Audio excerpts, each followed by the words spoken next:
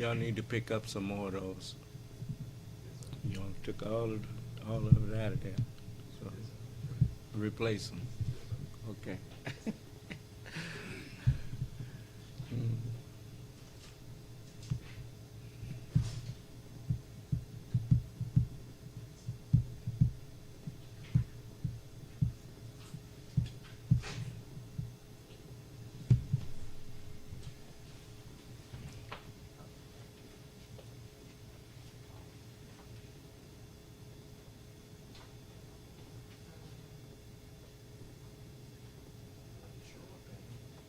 We gotta do the IXL and the smart boards, and then we gotta make something for the smart board. Oh, okay.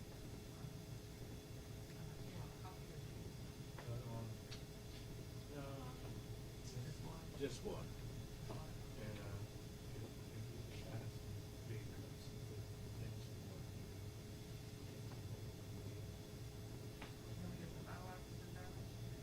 oh, there you guys go. Okay, good. Get that. Great.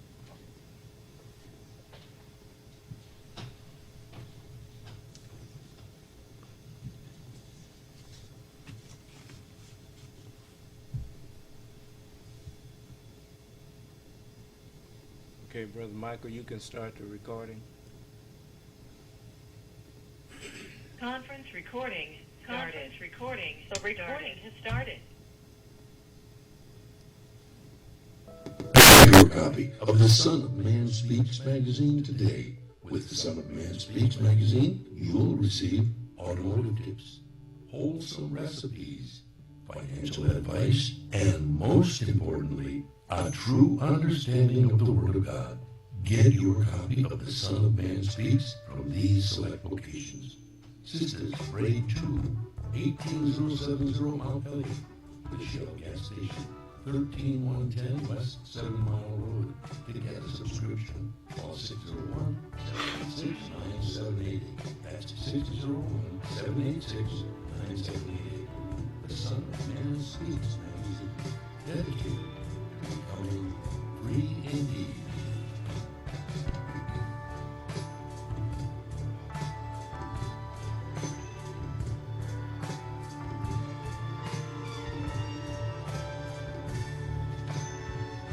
Attention, brothers and sisters, viewers and listeners, now available. Your Son of Man Speaks magazine digital subscription. Your digital subscription to the Son of Man Speaks magazine will also include our monthly e-newsletter, both delivered to your inbox. If you have any questions regarding the digital magazine subscription or digital newsletter, you may send an email to ShabazZprinting@thenewnationofislam.com. That's ShabazZprinting@thenewnationofislam.com. Or call 1-601-786-9788. That's 1-601-786-9788. You can also subscribe online. Visit www.thenewnationofislam.com and click on the magazine tab to register for your online subscription. We would like to invite you to help support the efforts of the Unity and Rebuilding Fund. Visit the website at www.unityandrebuildingfund.com. That's www.unityandrebuildingfund.com. We often hear how we need to work together to rebuild the city. We're actually doing it. You can make online donations and click on links to track the progress of the Unity and Rebuilding Fund. And for more information, 313-868-0000. It's a local number.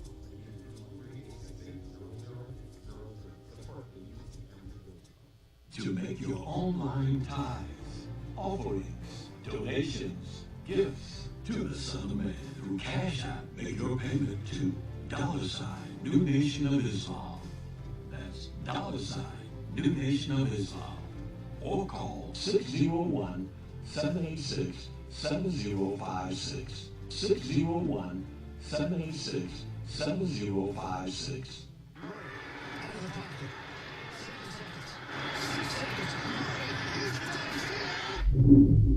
Oh man, the power's out again. You are Bridge Quality Construction and Engineering, your #1 emergency generator source.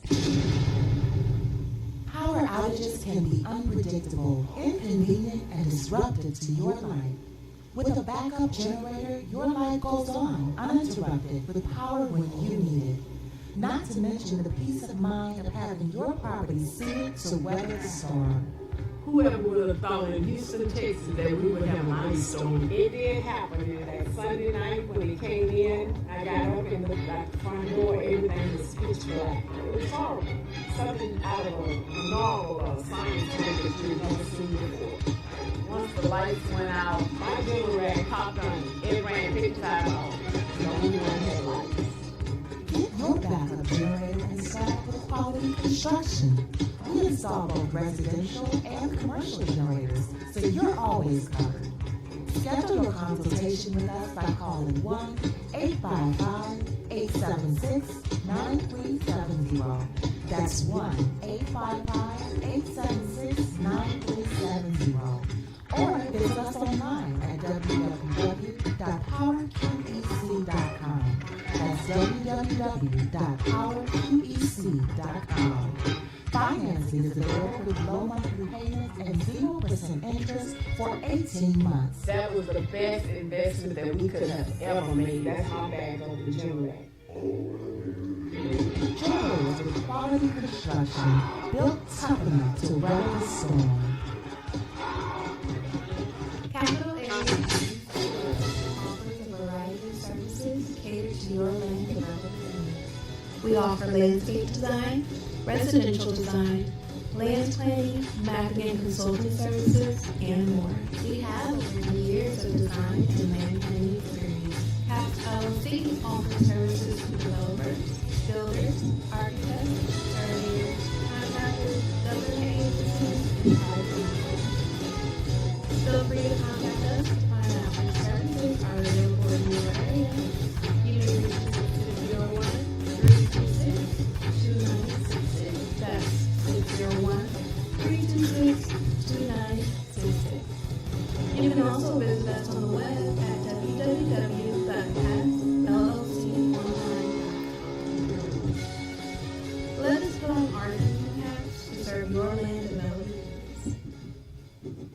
I just used your other one though today because it was, look, it did 2 drips, and I was like, oh, I can use my umbrella. My homegirl was talking about it. I'm like, don't talk about it. With our umbrellas, our customers are turning the draft day into a fab day. After all, representation matters.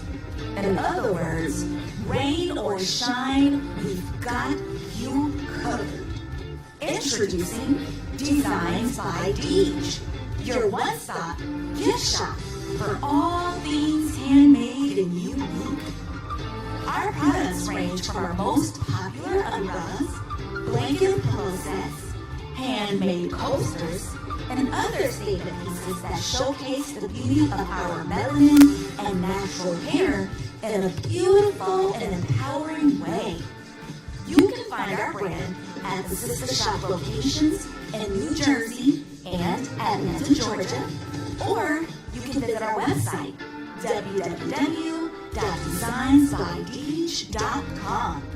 Again, that's www.designsbydeej.com.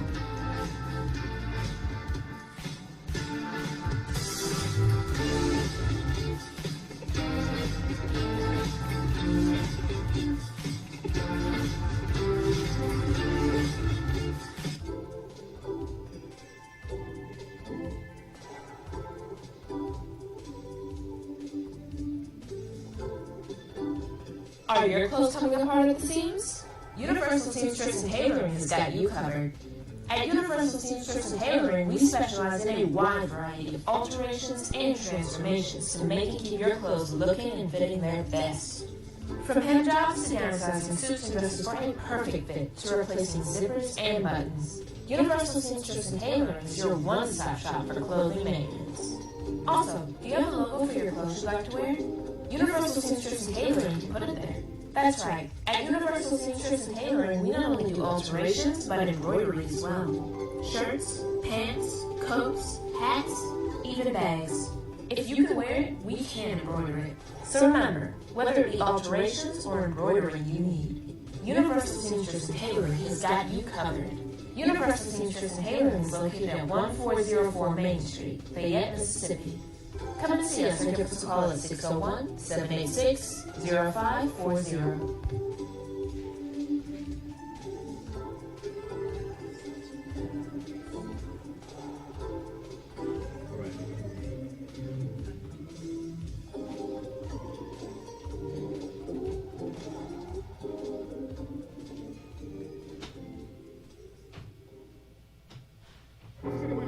We are at where? Taylor, we are right here on Mount Elliott in Detroit at Sisters Braid 2 Hair Salon. Please, please, like Beverly Hills. Absolutely beautiful. You guys know where my braids. Larry's gonna buy me something. It's gonna be in here, you guys. It's gonna be my hair today.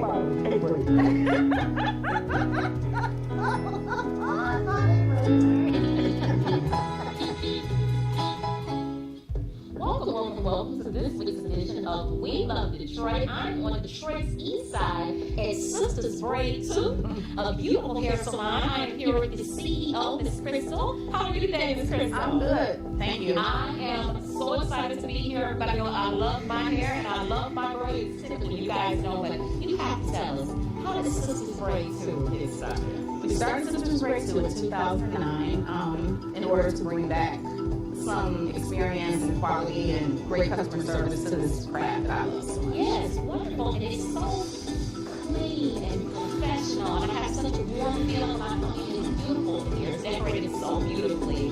What made you come and choose this side? Right in the heart of Detroit, for you side. What made you come? Well, we had this building and we just wanted to do something with it.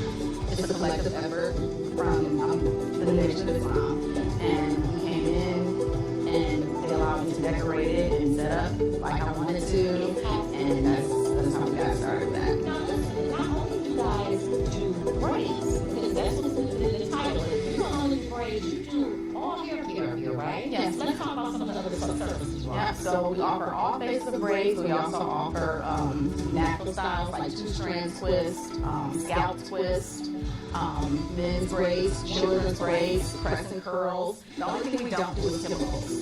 Yeah. And that's really important for all year round. It's so huge now. It's been about protective styles for our hair, not just for the winter months, but all year round. It is important to protect our hair the best we can and do all styles of that. So I love that. But let's talk about an important product that you have, a really well-known product. Let's talk about it. Okay, right. That's our Sister Shea oil.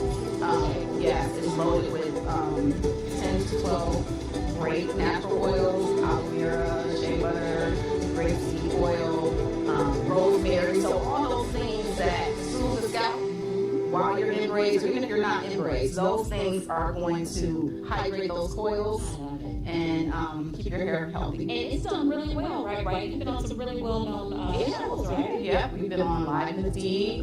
We've been on Channel 7. We're featured in Small Business Saturdays. Fantastic. We have the Spirit of Detroit Award. She's on the Yeah. And now she's on the award. We love Detroit. Absolutely. She's so around. Yes.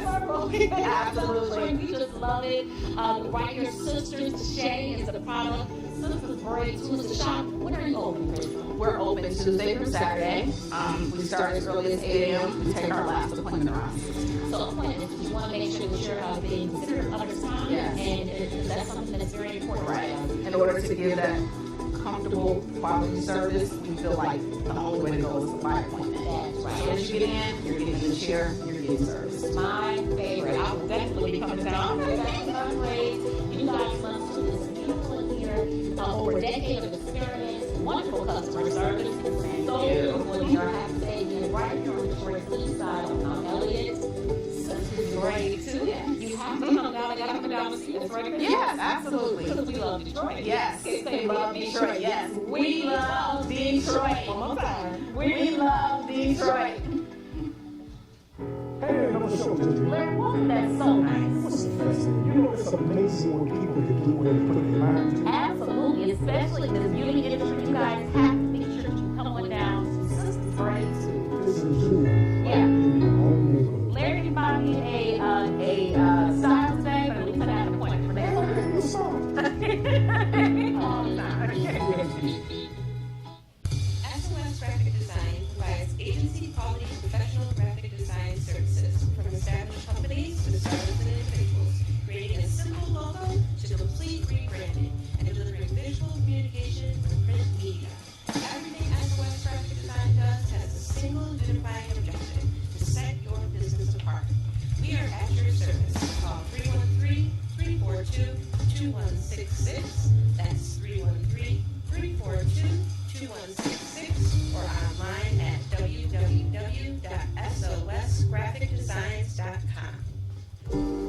views and opinions expressed on the following show are not necessarily the views and opinions of WHPS, its affiliates, management, or sponsors.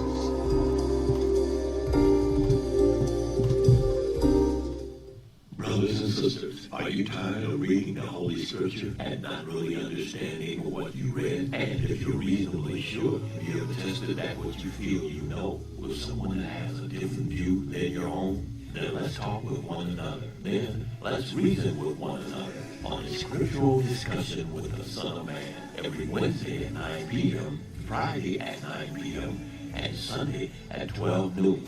On WHPR TV Detroit Live, 88.1 FM WHPR, and Comcast Cable. Why don't you call and discuss the Holy Bible, and if you have one, the Holy Quran, and come to an agreement about the Holy Scriptures and their true meaning? You can call in live on air at area code 313-868-4336, 313-868-0342, or 313-868-0351. That's 313-868-4336, 313-868-0342, or 313-868-0351. And now, let's go live with a Scriptural Discussion with the Son of Man.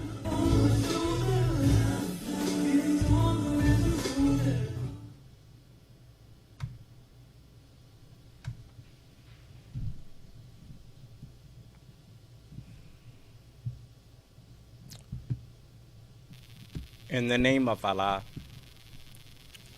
the Beneficent, the Most Merciful, the Truthful, and the Most Just, I greet you all once again who are hungry and thirsty for the true understanding of the Word of God and also for truth in general. I greet you all with the greeting words of peace. May Allah's Salam Alaikum.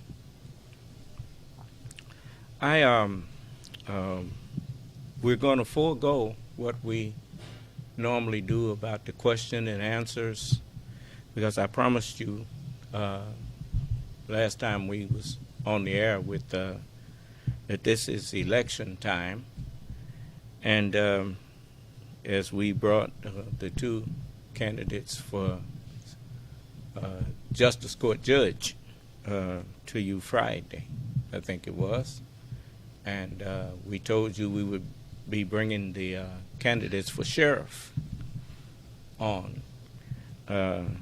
I've been knowing both of these gentlemen for years and years and years, and they both accepted our invitation to come in and talk with you. And I told you that we were going to start being instrumental in bringing our communities together, regardless to faith and all of that. We all live here together. And I've been knowing Mr. James Bailey and Mr. Sean Jones for years and years, almost ever since I moved here 40-something years ago. And I have great respect for them both. And I usually have, as I told you, I have people to give me their what you call bios. It's more in-depth resume. But since both of them are here, I think it would be better that they introduce themselves. And so I'm going to turn the microphone over to Mr. James Bailey first, who is the current sheriff, and then to Mr. Sean Jones, who is running for sheriff. And you can tell the audience something about yourself and just introduce yourselves. Good evening, radio listeners. I'm not rushing you off either, so just go ahead. I am currently serving as the sheriff of Jefferson County. I'm Sheriff James E. Bailey Sr. I'm a graduate of Jefferson County High School in 1980. And I have been working with the Sheriff Department since 1988. I also was a campus police. I started there in 92 and I resigned from there in 2001, January 31st of 2001. I also served as your constable for the Eastern District, which is the district that we are in now in Red Lake, Mississippi. And I currently served that as 12 years to serve as a constable. I was elected to serve as your sheriff in 19, and I started my first term in 2020, which I am currently serving as your sheriff for 43 months. It has been a pleasure and it has been an honor to serve as your sheriff of Jefferson County. And as many of you will know that no one told me that this task would be easy, but all of the challenges that I had in the past, I defeated those because I wasn't going to let have defeat had the last say. And serving as your sheriff of Jefferson County, serving as sheriff of Jefferson County, you are the head law enforcement of the county. And you serve all citizens, and you treat all citizens with respect. You have to give respect in order to get respect. And you have to hear each individual speak and tell their story from the beginning to the end. And don't be coerced by anyone on making a decision because you're the head law enforcement chief of the county. And it's a big part. A lot of people say that there's two sides to the story. I say it's four.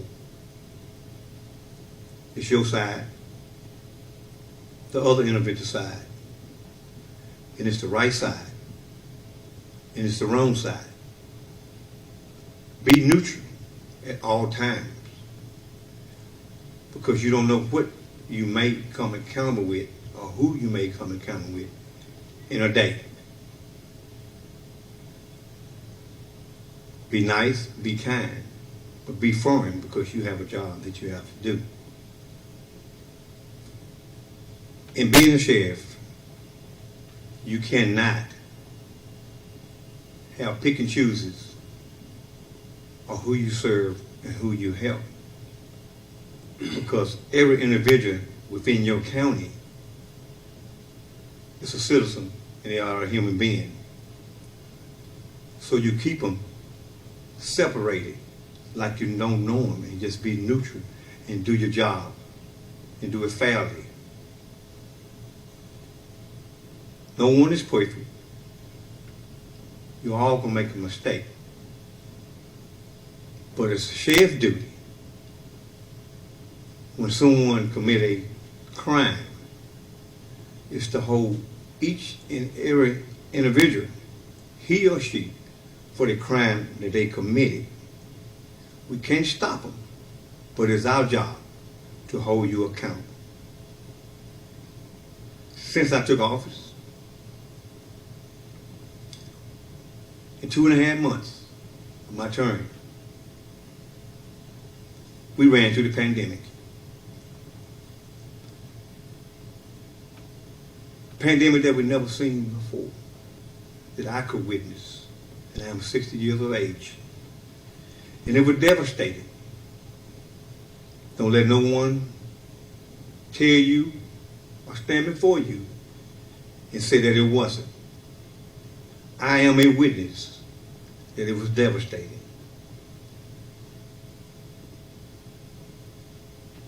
Because I had hands-on. And it was devastating. Our life all over the nation was impacted by this pandemic.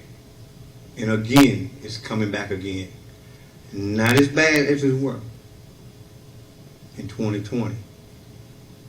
We didn't know what we was going to do or who was going to survive.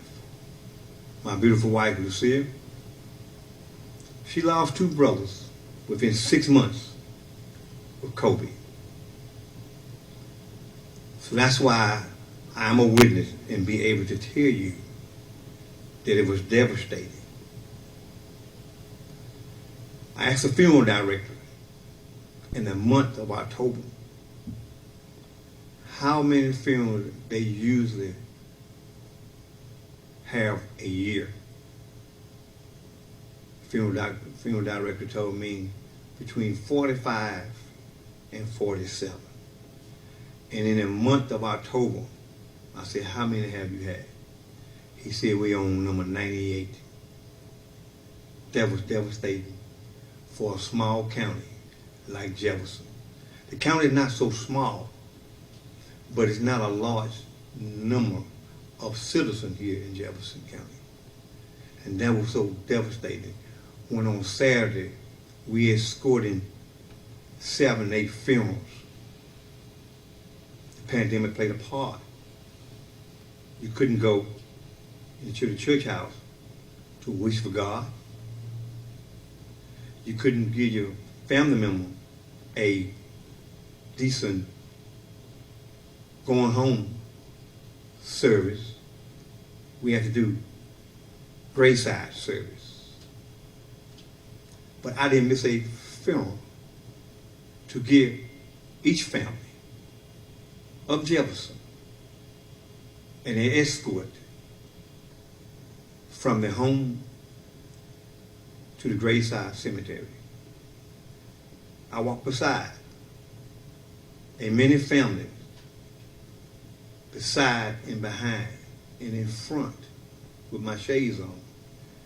I had tears in my eyes because their loved ones was my friend too. That was just on Saturday we were running funerals like that. Sunday we were running funerals like that. All through the week, it was just devastating. For our local funeral home service here, with Natchez Funeral Home Service, Brookhaven, Cleveland, and Vicksburg, we had to help with all to get them to Jefferson County and through Jefferson County to the cemetery. We've done that. So it still plays a big part. In 2021, I was impacted again by the devastating ice storm that we had. I stayed away from my home. When I left that for 28 hours straight, serving as citizen of Jefferson County. And what I mean about that, we had shifts that had to be changed at the nursing home. We had shifts that had to be changed at the hospital. We had shifts had to be changed at the facility and the jail out there. For they could change to take care of the loved ones that was in the hospital and in the nursing home. Again, I took care of so many families that needed drugs from the drugstore and medication. I went to the drugstore and I got it and delivered it. I paid for it. Some of them paid me when I got there and some of them didn't. But the Bible says it's better to give than receive. And when you take to be a leader, a sheriff, most of the time you have to give a lot. But you serve in your community because that's what I signed up for. To go by the grocery store, get groceries, take to them. Some needed firewood. My son-in-law, and I had to cut our way to get to some of them. And as we was cutting our way through, was putting oak wood on the back of the truck. Get to their residence, and we cut it up and we split it and we carried it into the house for them. Propane bottles for gas so they could hook to their heaters to stay warm. Your sheriff, James Bailey, done that. Didn't ask for nothing in return, but just to show that I am here for you and the community, and that plays a big part. When I first took office, the pandemic's here. We had to stop visitation for the inmates. And in the month of June, I teamed up with this company and I installed phones, new phones in the jail and new phones in the facility. And I put tablets in the facility and in the sheriff's department jail also, so that the inmates could use their tablet to FaceTime their loved one. Once they use their tablet to FaceTime their loved one and order their commissary and use the phone in the jail, I get commission off of it. The facility and the jail, the sheriff department, been there for 25 years. Before my administration, we was not getting any commissions off the phone. Why? I can't answer that, because that was before my time. But I knew that there was some way that I could bring more revenue to the county, because we don't have too many revenues here in Jefferson County. So I had to come over with a resource to kind to bring funds so it can be put back into general fund and not just using the county taxpayer money to try to do everything for the sheriff's department. That same company that I have my phone and my tablet through, he gave me 2 operating grants. One is for the facility for $15,000, because my hardware for the facility, who was through Tiger, it cost me $15,000. I paid in February, and in June they reimbursed me the $15,000, and it goes back into my budget. On the sheriff's office side, they give me a $15,000 operating grant. In the first year that I received that, I got all the employees through the facility over there, because the facility employees had had uniform between 5 and 6 years. And I think when you are an officer, you supposed to have a uniform, because it comes a time that you have to have a uniform on to look professional on your job. So I have all my employees at the facility uniforms, all my deputies and my dispatchers, and I received uniform. The following year, I received another $15,000 and another $15,000 for the facility. The second $15,000 I received for the sheriff's department, I purchased body cam for the deputies and myself, which we had never had body cams until I became the sheriff of Jefferson County. When I received the body cam, I got ride gear.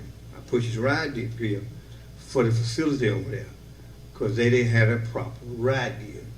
And we have a ride we would have been in trouble. God was good and he blessed me with that. I received another $15,000 this June. And we are purchasing new bulletproof vests for all deputies, including myself, and whatever the facility may need for ride gear. I also received another grant for $13,600 for the purchase 9 assault rifles for my deputies and myself. Not that we want to use them, but the criminal have them, and it's our job to serve and protect every citizen of Jefferson County. If we need them, we will have them. When I first took office with the facility, and Ice Storm came through, it put $499,000 worth of damage on that facility. I'm like, Lord, what I'm going to do?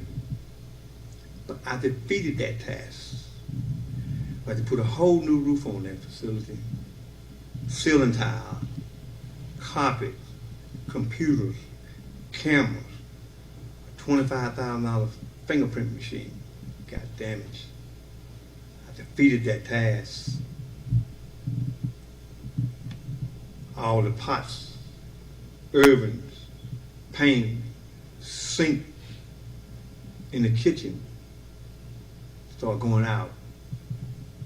One pot costs you $28,000. One costs you $21,000. One costs you $22,000. Oven costs you $24,000. I had to get 2 ovens. I went through the kitchen completely with everything. All new pots, all the slid skids, tables, sinks. So this time, this election's coming up, and I take office again in January, I won't have that breakdown. I can be fighting more for more grants so I can do more for this county. We need more vehicles. I was able to get 2 through this crisis with this pandemic, not through grant, just knowing how to move your money, save your money, and do what you have to do. Because when I came to the facility was in red. I took office in January, and in June and July and August, I had to borrow the money from the county every month until MDOC send me the money for housing the inmates. And the per diem for the inmates then was $24.40 from one inmate to 200. And when they got to 201 to 270, that's the maximum that we hold at the facility, 270. From 201 to 270, it dropped down to $20. But you all sheriff said, no, that can't work. It has to be another solution. It's 15 regional jails in the state of Mississippi. Our facility is blessed to be paid for. Some facilities not paid for. And the ones that wasn't paid for, they was getting $29.74 per inmate. But we all went to the capital, and we was trying to get $31 per inmate. They gave us $1.26 raise, and the one that was getting $29.74, they gave them $31. But what did it do for your sheriff? It only gave me $25.66. Your sheriff still didn't stop. Kept fighting. Went to the House again in January met with them. They said they was going to give us $32.74. We was asking for $31.93. They didn't give us the $32.74. The facility they paid for, they gave them $31.93. They only gave me $30 per inmate, which that's a blessing, because they give me another. I took it, I signed the contract. We're going to go back in negotiation again when I win sheriff and be sworn in January. We're going back to the house and fight so I can get my other $1.93. But with the $30, it gave me an increase of $416,000. I'm going to go October 1. I'm going to give all my employees at the correctional facility an increase in pay. Everything is going up. They need an increase. I was able to give all of my employees at the Jefferson County Sheriff Department already an increase in pay. The Sheriff Department's through the county. And I can't get a lot of people to understand that the facility is totally different. We make payroll and pay our bills with the housing of the inmates. Some of my employees is kind of confused. They say I didn't give them a raise, but I had a meeting and I told all of them that you're going to get an increase in pay October 1. They thinking because the ones in the Sheriff Department got an increase, they should have got one too. But that's not how it worked, because they are county employees. Doing all that, I was able to get 2 vehicles through this pandemic crisis because of moving money around. Yes, we need more vehicles. I donate proposal through USDA. It had my signatures, 50 signatures signed. I done that when I first took office.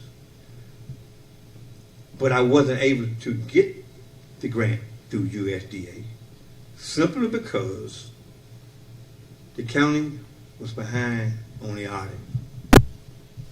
They had to catch up from 2015 up until 18 they have caught up to. You still have 19, 20, 21, and 22.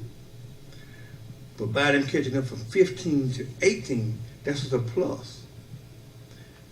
Your board of supervisors will be able to get more grants. I will be able to get more grants. Then I'll be able to get vehicles through USDA because the county have caught up on the audit.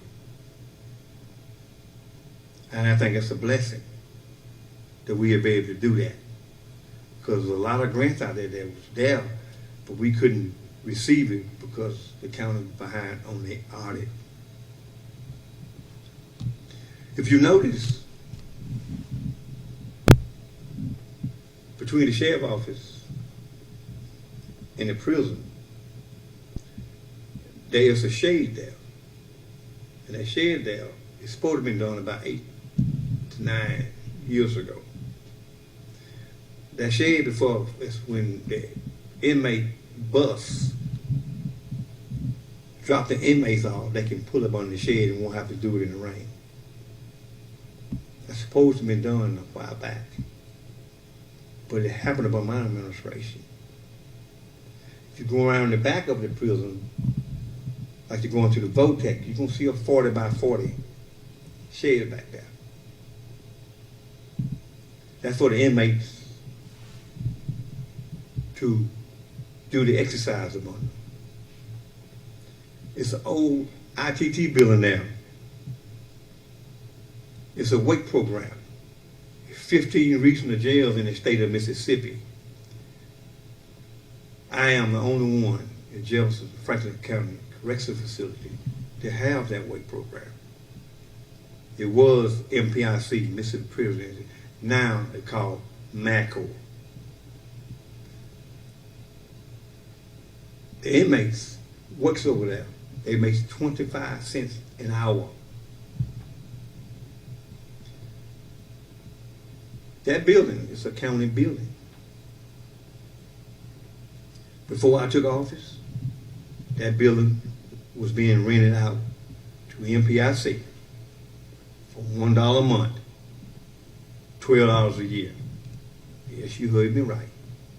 Before I took office, in the previous administration, a county building was being rented out for $1 a month, $12 a year. I say, oh no. Got to be another solution. So I met with Matt Court. I told him, y'all have to do better than this. I got a contract. Whatever if the production is good from the inmate putting out, what they do over there, they recycle plastic, all type of plastic, CDs, DVDs, they grind it up, water bottles, they take the label off of it, the hard plastic that just CDs and DVDs might be in. They grind all that up. But I get what the county receives. It goes into general fund to make end meet through the county to take the relief of the citizen.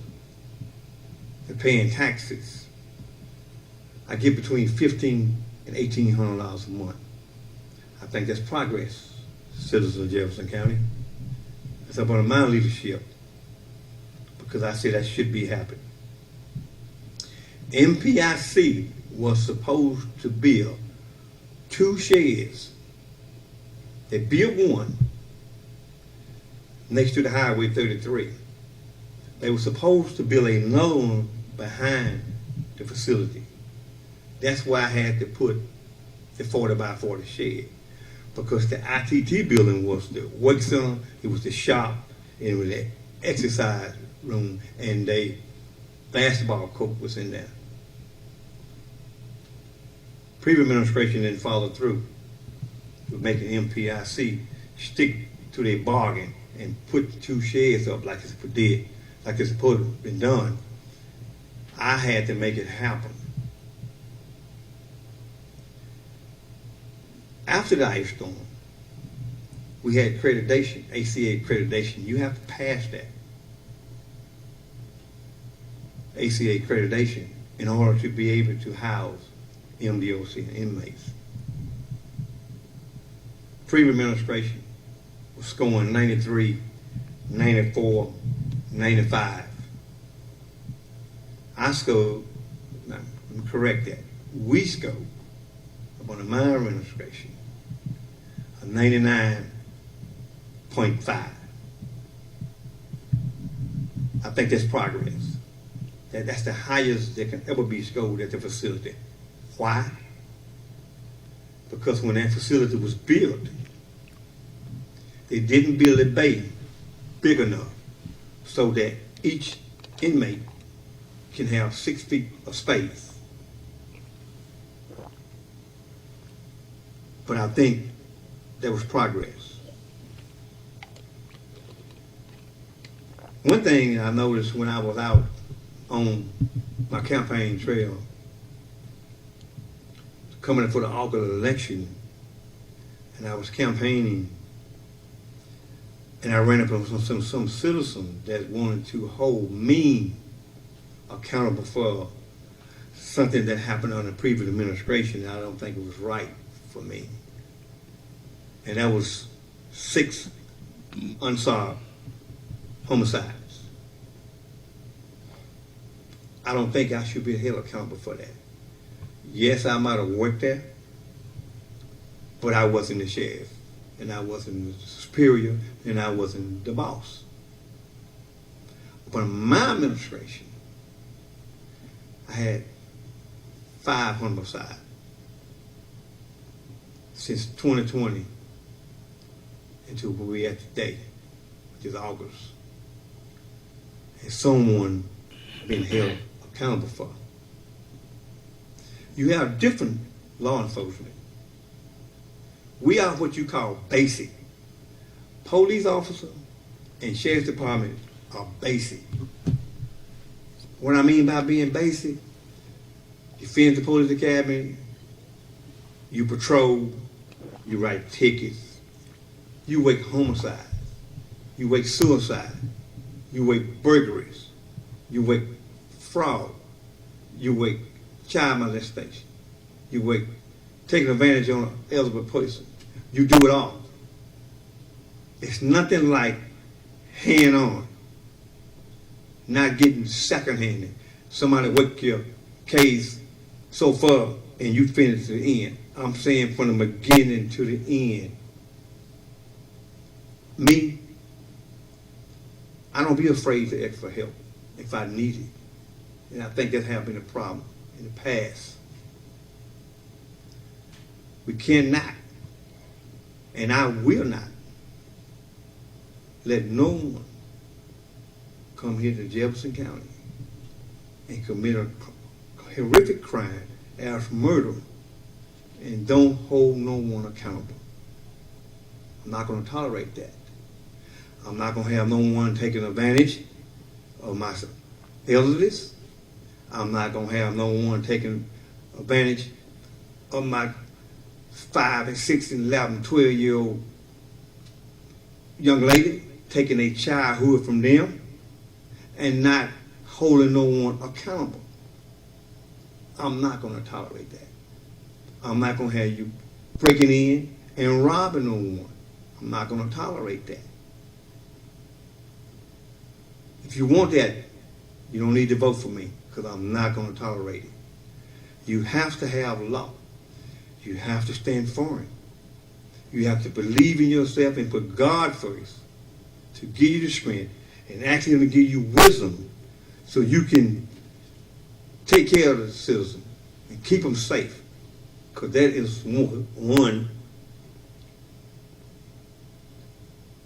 of your duties. And the duties of the sheriff is to serve and protect. Serve civil warrants, civil process, and serve warrants. That's the sheriff's duty, the duty of the sheriff. We have to keep everyone safe.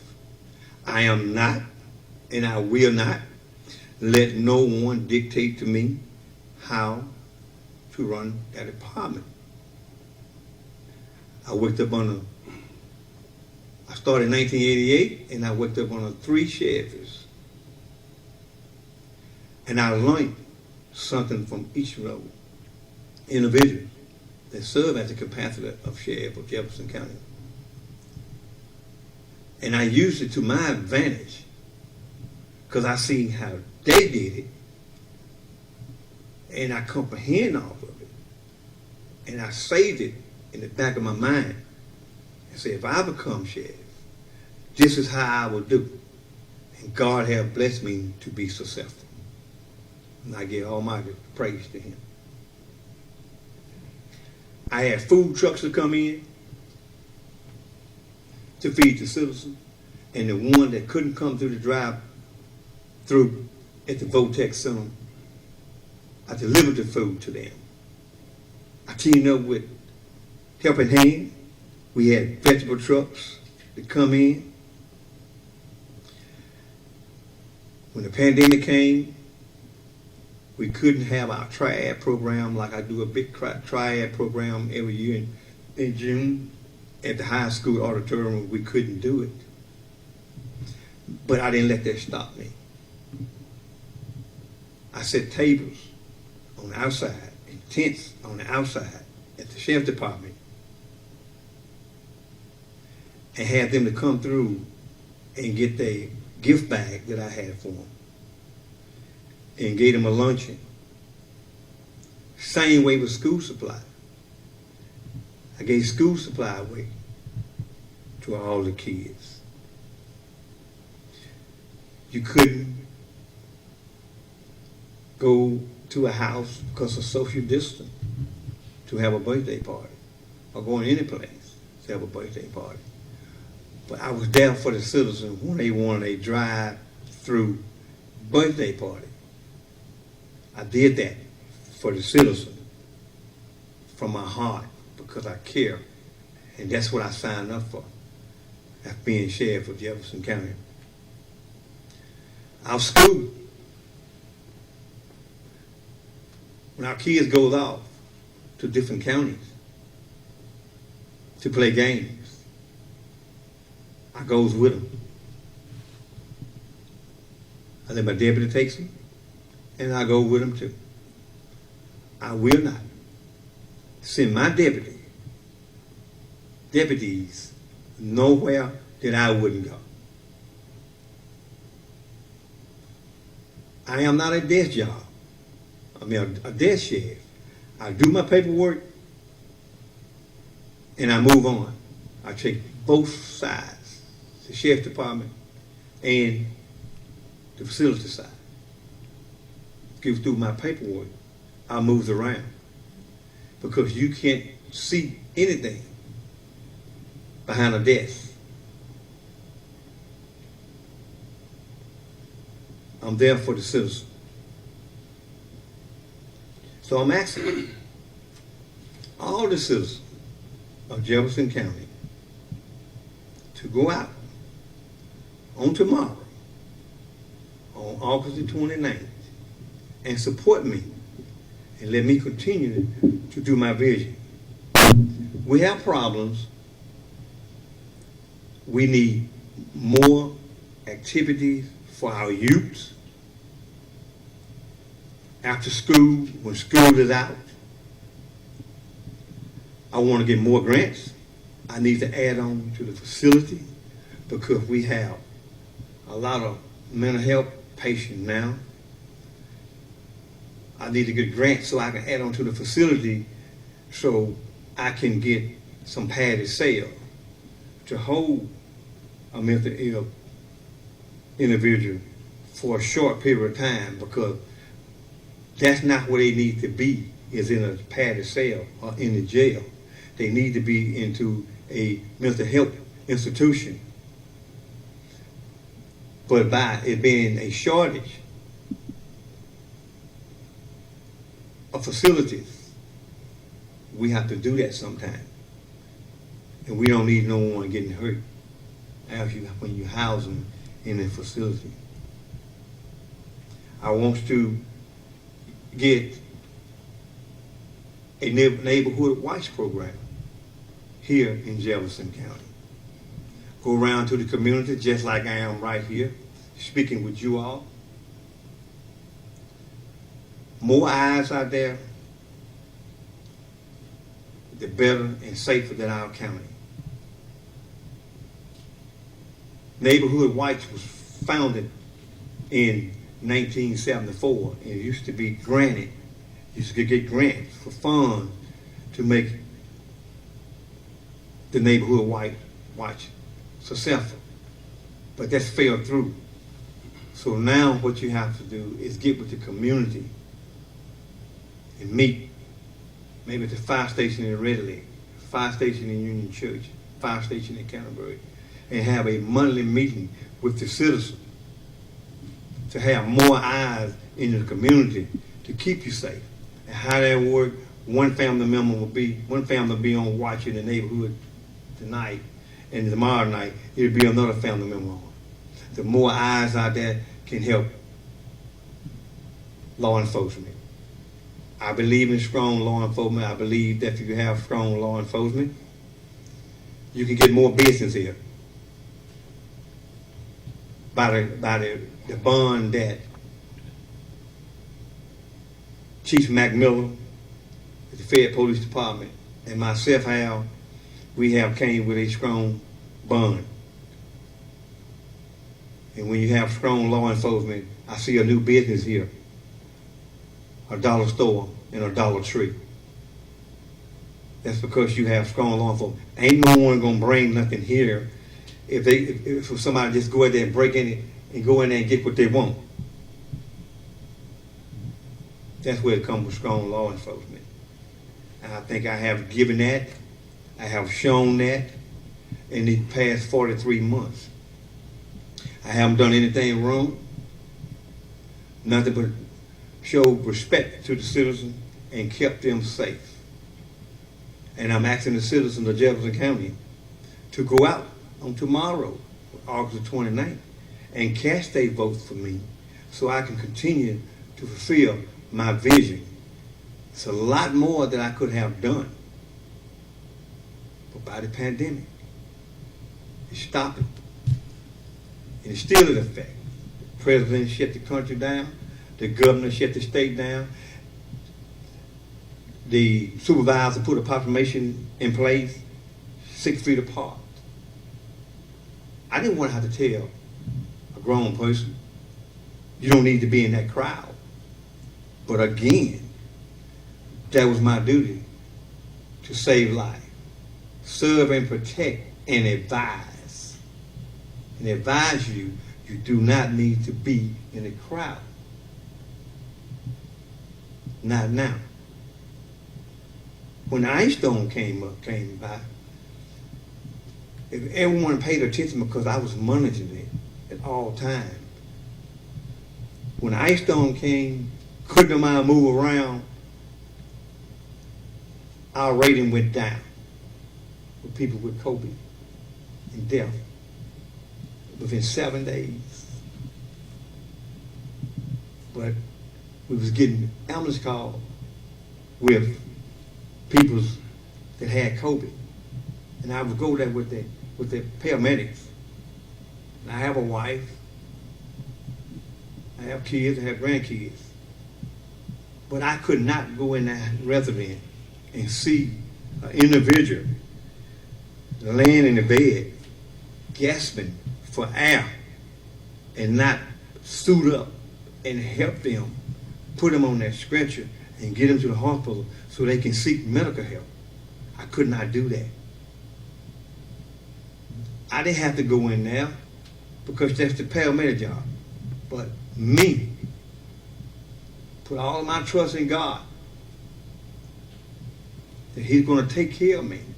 I did that to make sure that that individual got the medical treatment that they needed. It was something to see. It was something to observe from another human being that I couldn't do anything for. But to help put them on a stretcher. And some were so bad until I had to get in front of the ambulance to get the traffic cleared out the way faster so the ambulance can get them to the medical center where they need to seek help. Some made it, some didn't. May God be with the ones that didn't. Have mercy on their soul. Again, I'm going to turn it over to my opponent, who was a great man. I respect him. But before I leave, again, I want you all on tomorrow, August 29th, go out and support me in my upcoming election and let me serve another 4 years as your sheriff of Jefferson County. And my motto, I don't stop when I'm tired. I stop when I'm done. And may God bless you. Thank you. Okay, now we're going to have Mr. Sean Jones to introduce himself. And as I told you, I'm not going to rush these two men off. I want them to be able to answer your questions if you have any. And so this night I have left open for them. And, Mr. Jones. Thank you for having me, Mr. Muhammad, you and the brothers, and your establishment. Thank you, Mr. Bailey, for those kind words. I'm Sean Jones. I'm a lifelong resident here of Jefferson County. I am married to Sheba Dean Jones. Been married for about 23 years now. We have 3 beautiful children together. I'm a graduate of Jefferson County High School class of 1993. Also attended Alcorn State University, where I received my bachelor's degree with a minor in criminal justice, a master's degree in education. I'm a retired Mississippi Highway Patrolman of 25 years. I worked in enforcement supervisor, investigations, MBI, and internal. I also am an entrepreneur here in Jefferson County, have been for the last 12 years. My civil duties include, I'm a veteran of the United States Armed Forces, where I served in the capacity of the National Guard, which is Army branch. I'm a member of the Omega Psi Phi Fraternity Incorporated there at Alcorn State University. My platform is kind of sort of centered around Mr. Bailey's. As criminal justice, we look at the needs of the community and we measure them by what the system, the criminal justice system, say we ought to. So if you have an individual that violates the system, there's a process that they must go through. All of the things that Mr. Bailey said was absolutely right. But I want to take a different road. I want to take a different detour. I want to show you some things about the criminal justice system that maybe you don't understand. Mental illness is an issue. It's a serious problem here in our community. I think the last 3 to 4 deaths have been centered around mental illness in our community. I think 2 of those were probably related to drugs. Drugs have become a serious problem in our community. Again, we are measuring the community by the problems as stated by the criminal justice system. There's a system in place that governs us. And if you go against what the law say in the criminal justice system, you should be held accountable for those. We see that we have a problem with fentanyl. We have a problem with crack cocaine. We have a problem with crystal meth. No, the crime is probably low because they're not being arrested. So until we hold these individuals accountable, the system is going to go unbroken or going to go broken until we fix it. Here in Jefferson County, we are fortunate to be surrounded by good people, lots of good people. But we all know we're always going to have that 1 or 2 bad apples that'll spoil the whole bunch. And that's the reality of it. I'm not saying that there shouldn't be principles in place, there shouldn't be programs in place to rehabilitate. I'm all about rehabilitation, drug rehabilitation, first-time offenders rehabilitation. I think that people should be able to get a second chance at life, get a second chance off drugs, get a second chance to be with their kids. With that being said, we need a working relationship with our local enforcement, state law enforcement, and when I say local, I mean the city policemen. We need a good working relationship. We have to have a good working relationship with the state, good working relationship with the federal law enforcement. As been stated earlier, there's limited resources here. No, we can't do what Vicksburg, we can't do what Madison County. So therefore, you have to have people in place that can make these connections to get help and assistance when needed. I know that in the criminal justice system, we can't be any better than our judicial system. The sheriff is the custodian of the judicial system. What do you mean? The criminal justice system and the judicial systems are sisters and brothers. And the sheriff is responsible for them both. He's responsible for persons getting charged. He's responsible for those affidavits and paperwork, synopsis being turned in on time. He's responsible for those officers being at court. He's responsible for the safety of the court personnel, such as the judges, the prosecutors, he's responsible for those. He's responsible if the lights go off to get a generator. He's responsible if they don't have water. He's responsible in those aspects. There's a lot of things that involves the criminal justice system that we are overlooking here. And I have those qualities. I have those know-hows. Back in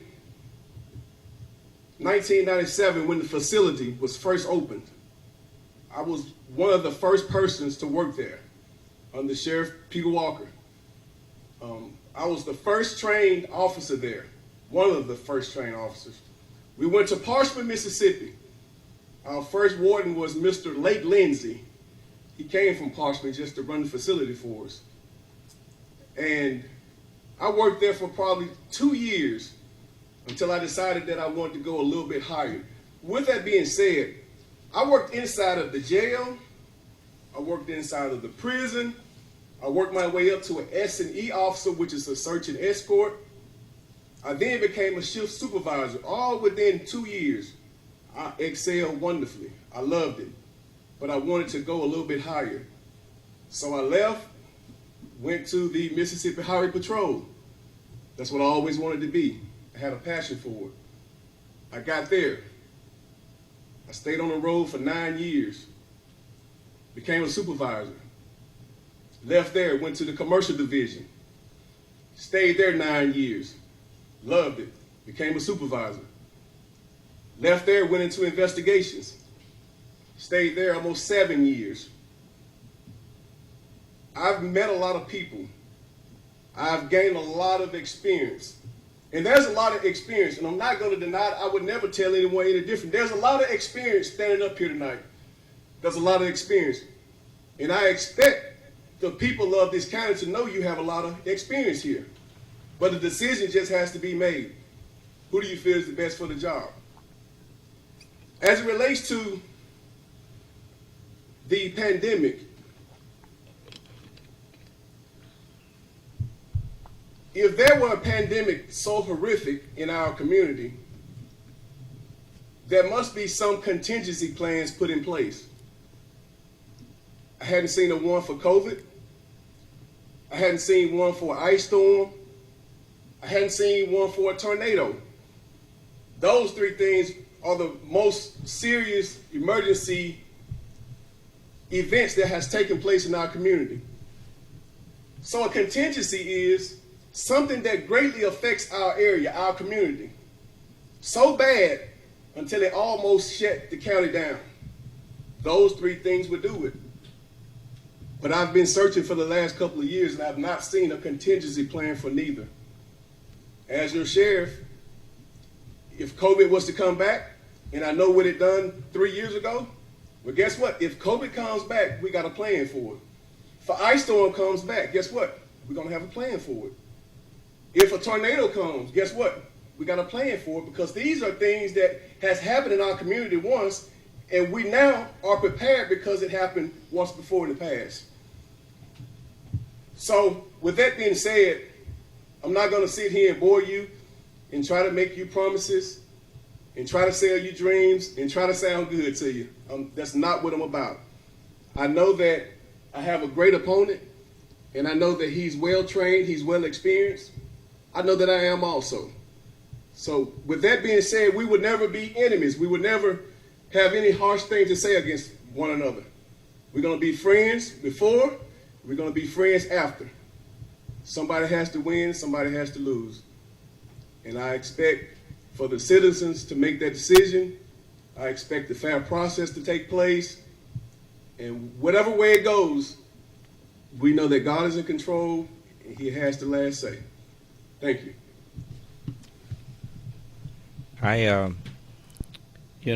That's the way the last two brothers was in here. They have been friends for years, and we understand. I don't know how any of us could grow up in a world that's filled with sportsmanship and come out stupid. We shook hands after whoever won, and whoever lost, I'll get you next time. But I want to give those who listening, there's people listening to us from all over the world now. So even if you're not going to be here participating in this election, you have a lot of experience standing up here in law enforcement that I know they're not going to get into no law school stuff with you, but you can ask them questions to find out their qualifications to satisfy your own curiosity, and to help you who are here be informed with your vote. And the one thing that we can attest to is that we have experience standing up here in law enforcement, not somebody who's trying to learn the ropes. And so that's a wonderful thing. We have somebody with their hand up. You just want to ask a question to one of the candidates up. Candidate Jones brought a pretty good point I wanted to ask about. Make sure, I tell you what, since y'all sitting back there, you can take your mask down while you talking.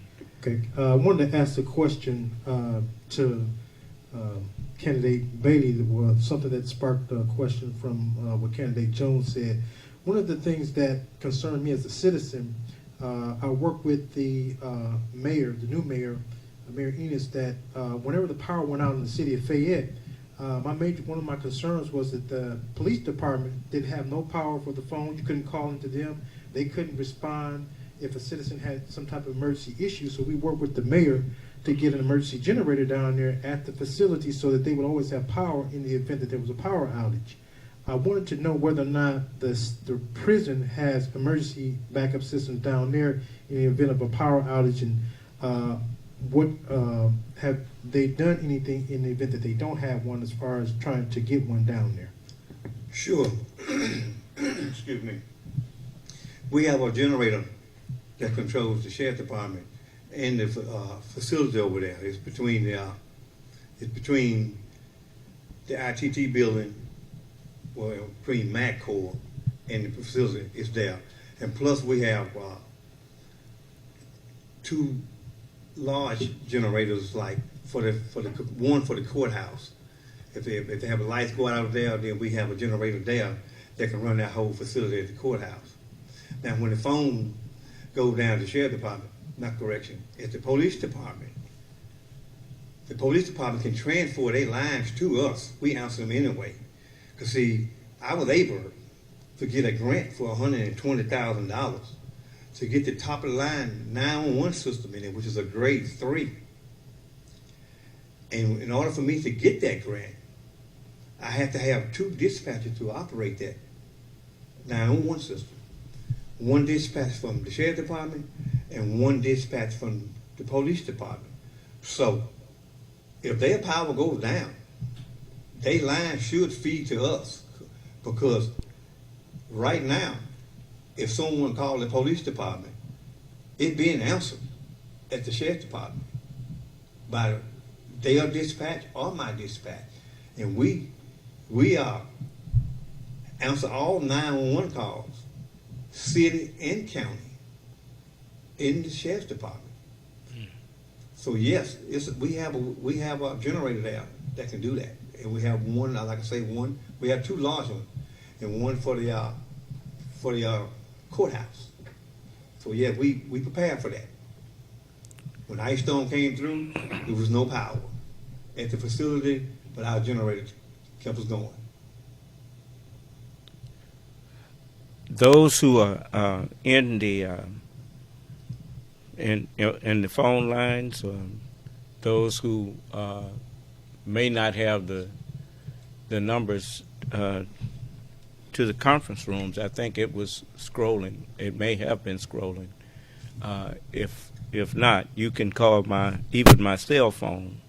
It's 601-786-1332, and we will pipe you through that way. But both of you, yes, we have someone. Carl, you're on listening. Good evening. Listening to the candidates, Mr. Jones made reference to contingency plans, and while Sheriff Bailey referenced that, I didn't consider that like a punch one or nothing. It was just a very valid point. notwithstanding the results of the election, is that a area, I'm asking Sheriff Bailey personally, is that an area that you all will look into as far as developing and publicizing more or some contingency plans as we so close to the nuclear plan and things of that nature to react to different situations? Well, we always have exercises for evacuating people out of the county. You always have to try to be prepared for the unexpected.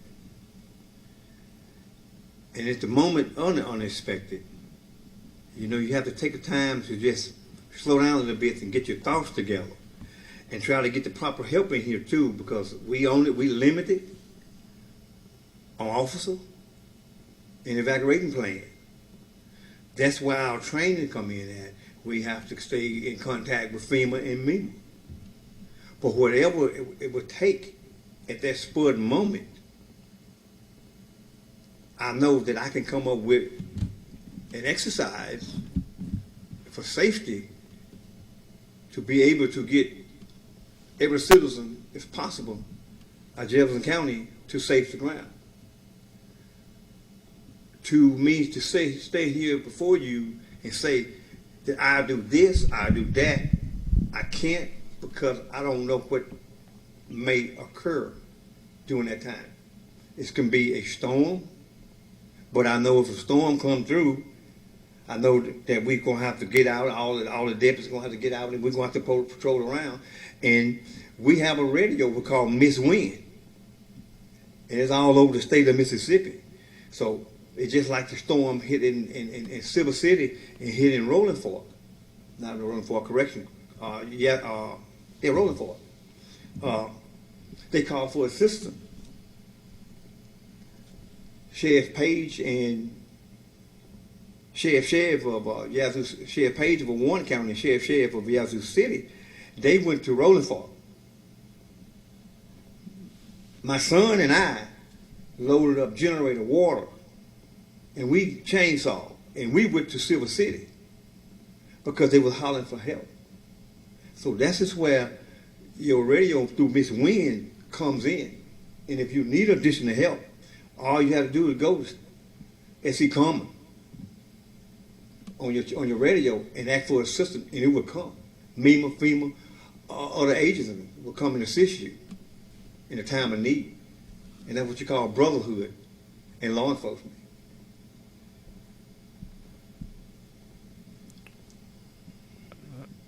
Was there someone else that had questions for either of the candidates?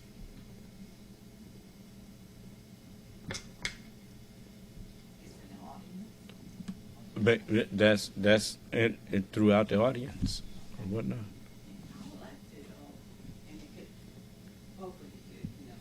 Okay. Yes, ma'am.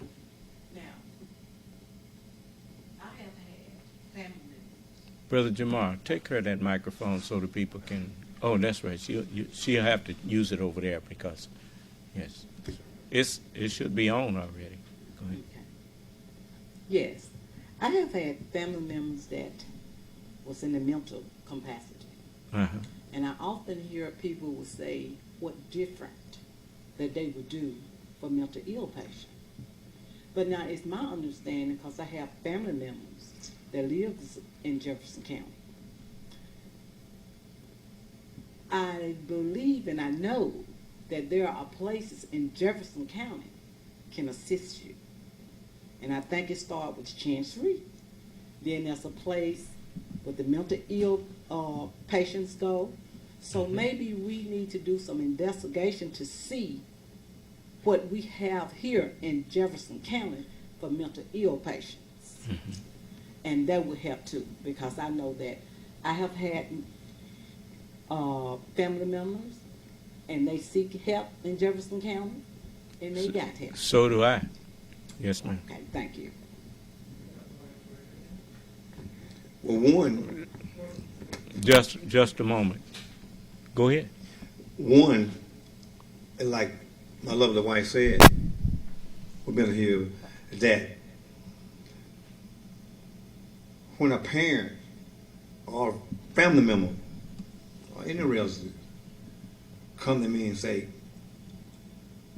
my child is sick, or something going wrong, I don't understand what it is. Some now wants to blame with the new COVID is out. And I'm telling you, from March, it's been unreal. With the experience that I had experienced with mental illness. Today, the person's okay, and tomorrow, they're way out in left field. And I tell them, the family member, whoever it may be, let's seek this child some help. First, let's go about send you to the chancellor clerk office and go out there and you fill your application out. Once they fill it in an application out,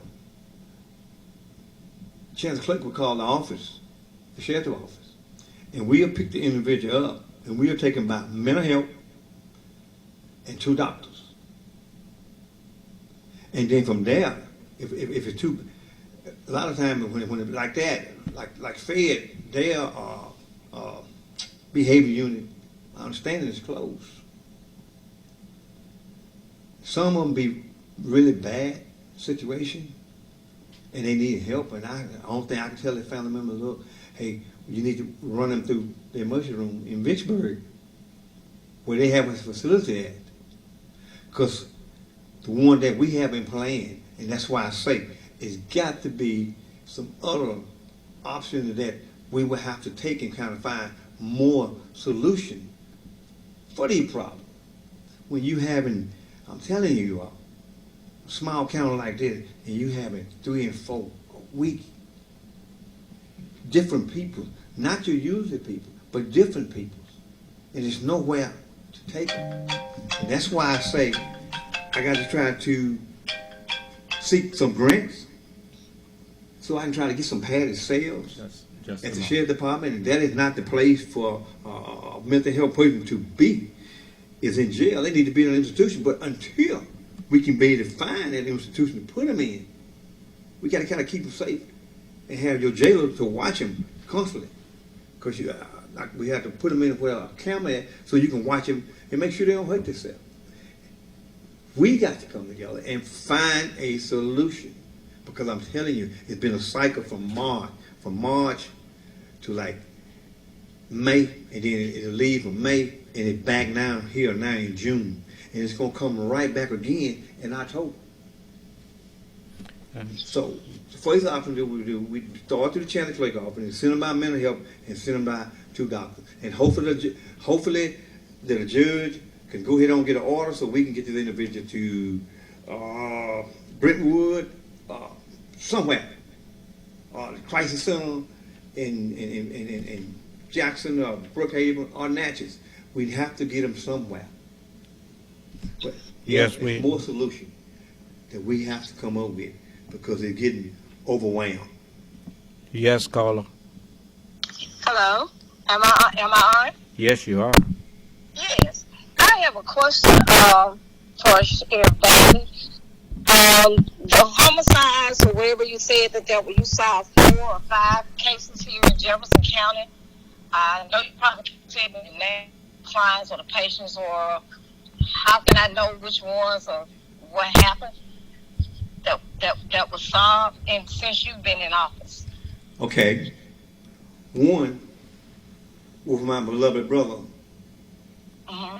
Troy Myers, was the first one I had, which is in 2020. Still break my heart, still tough pill to swallow, because me and Troy was pretty much raised up in law enforcement. When Troy came here, Okay, the investigation and all, that was pretty much, but that's under your tender of the state. It's up under my administration, correct. Under your administration, but who handled the investigation? What she said? Who handled the investigation? I had MBI to come in and assist me. I shut the whole county down when that happened. I had all agencies. I had Postmaster Service came in. I had MBI came in. I had DNA came in. I had Game Warden came in. I had State Trooper came in. Adams County Sheriff Office came in. Cleveland County Sheriff Office came in. Franklin County. I have all agents. But to answer your question, I had MBI assisting me with the case. I had U.S. Marshals assisting me with the case, and it's taken us Okay, 23 so that hours. was one. I just need to know which ones under your administration, and you don't have to go into detail about who assisted. I know because whatever is going on in our community, there should be assistance, whomever's investigating. And there were 3 more, did you say 4? Yes.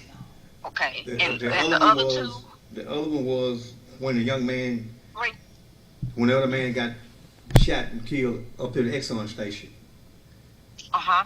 Okay, the next one. Okay. The next one was when the young man was shot to death in his vehicle in front of the old I Super Dollar remember store. that. Yeah. That case there is waiting to go to trial. Okay. It's waiting to go to trial. We had one back here not long ago, happened at a mud pool up there on Patton Road. That is waiting to go to trial. We're waiting on evidence and stuff. You know, the crime lab is short of help, and we're waiting on evidence to be submitted back to us and let us know what they found on this and that. And the latest one I had, which was back here maybe a week or 2 weeks ago, when the bodies were dumped here in the county, that we found. I received a call a couple Saturdays ago, around 6:52 p.m. There was some deer hunters at the camp, and they smelled this foul odor. Okay, I've got all that. And, okay, and so, those types of things to me, it's kind of obvious of what type of investigation was done, and I don't know what the families, and I don't know if it's true or not. You know, people were saying when you got into office, when you ran against Sheriff Walker, that you were gonna take care of some of the cases that was not cleared up with people in the past that have lost their loved ones. I'm not going to call names because I don't want to hurt people's feelings, but one that was up on Reservoir Hill, the young lady that was out at Red Leg, I don't know if that was true or not, but nothing still has transpired or has been done or no further investigation since you've been in office to clear those cases. Okay, let me explain to you them cases. I took office in 2020, January of 2020. I understand all of that, you know, because I know you push for time. Okay. But just in tell March me, in March of 2020, I had MBI in here working on the young lady case that was body was found up here on the church around East Mount Alley. And then the pandemic came in, and MBI pulled all of their officers back out the field. Now, MBI is letting their people come back, and I do have MBI here now. As a matter of fact, I have some items that I'm waiting on MBI to come pick up from the office, because during the time that this crime took place, this crime lab didn't have the technology that they have now. And so that's why I have to lead this up, and I can assist them with the information that was in the file that we have. But this is what your MBI cold cases do. So MBI have to help me with the cold cases. MBI cold case have to help me with the cold cases. So they didn't, you don't know you were there with Sheriff Walker. You don't think that they did anything to try to help solve those cases back in those days before you got into office? I work with Sheriff Walker, and the only one that I know that MBI made it came down on and helped assist with, and that was in 2005. I'm not going to call the individual name. No. But it happened in 2005. Okay. All the rest, we had another young man that was shot and killed in his car. MBI came down and assisted him with that one. But the rest of them, he was trying to do it by himself. Okay. Well, you know, this is my community, and I love you. I love you. I don't have no preference. I'm a person that I don't believe in it my family to be elected, or if you have experience, or if I can't do a job, or if I could have someone that is more experienced and can get a job done. I have concerns about this community as to where we are going with these young men running around here playing pistol playing in Harrison, Fayette, and nothing is being done. If someone is pulled a gun on someone or somebody enters a house and there's a fight, I need to know what is going on, or what part does the sheriff department play, or what are we going to do to start taking control of these type of situations? Because if we don't, we're going to be in a worse shape with gang-related activities as it is in Natchez. To answer that question, I have a concern, and I live in Harrison. I Don't be out late, but I come home one night, 11 o'clock, and I blame my citizens and the people in the community. Because if you come by my house and you're on my road and there's racing going on, I'm going to call. And if the sheriff department don't come or don't address it, I don't know what the problem is. I'm going to call the state troopers. I call Brookhaven. I'm going to get some assistance and get some help, because my life is in danger. I might be coming around one of these back roads. I don't think that one on these back roads. I don't think that you. I want to know: have your office been contacted, or do you know these types of things are going on in these communities? I know one time that they had Harrison Day not long ago. Yeah. And I was dispatched to a shooting in another neighborhood, and there was some more gunplay that's taking place in Harrison. Someone been charged with that. The weapons was confiscated. One weapon was stolen, and the individual was charged with that. I was working a shooting, so the other officer took care of that. So I don't think that you have to step outside of your county and call another agency in here. That had never happened, and that would never have to happen upon my administration. Well, my administration, because I feel like you have knowledge of racing on the roads and the back roads. Do you ever get any calls? I can't say that you're not doing what needs to be done, because I don't know if you were contacted. I understand about the guns, the weapons. If you did that and someone was arrested. Hold that thought for a moment. Someone is texting, trying to get the number to call in. Okay. The number that you call to get into the conference room is area code 601-909-9135. And you put in one of these access codes, and it'll put you in a conference room. The first access code is 968-280. And that was the line I was on, but I didn't see how to get well, you press 5* if you're in there, and that will, your hand will go up. The other conference room is 258-055.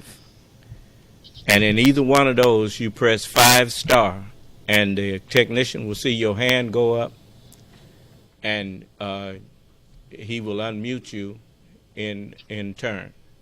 Okay. I mean, and I want everybody to know that these elections are very important. They are. It's not something that you should ignore. No, it's not. And say you don't care. Not caring is what got you a president like Donald Trump. That's true. That's what not caring. That's what helped make this pandemic happen. You had the wrong man in the White House. Right. So, you know, that came from me. So, you know, no, he didn't have no business. That man ain't had no business in charge of a boys club, let alone the United States government. That's true. So, but anyway, you all, you have two qualified men standing up here. Yes, sir. And if I didn't respect them, I wouldn't have invited them in here. That's true. So, and I'm glad that you did. So I want you to call those numbers. Ma'am, were you satisfied that you got your answer? Yeah, I mean, there were some more questions that I had because I hadn't got to Mr. Jones. Okay. Well, Mr. Jones is standing here. Both of them are standing here. So you have something you want to ask Mr. Jones? Feel free to do so. I want to talk to Mr. Jones, and I listen to because I'm an official in the community, and I have worked with the Civil Defense and MEMA, and some of the things that were said with Sheriff Bailey, I understand what he was saying, but the sheriff is totally in control. If something should transpire, whatever the situation is, he will be the one. Civil Defense will be contacting but we still have to have that crisis plan in order. We can't talk about what we're going to do. That needs to be in place. So I want to ask Mr. Jones, what experience does he have as far as coming in, doing fingerprints, solving crimes, and those types of things that he'll be able to bring to the table to move us on, to help us to grow, because we're going to have to move forward. So, is he there? Yes, he's here. He's listening to your question. Okay, Sheriff Jones. Yes, ma'am. I have 25 years of experience with the Mississippi Highway Patrol. As I said earlier, I have 9 years in enforcement. I have about 9 years in commercial division. About 7 years I heard you state that. as related to MBI and internal investigations. We work closely with other agencies, other sheriff's offices, other police departments.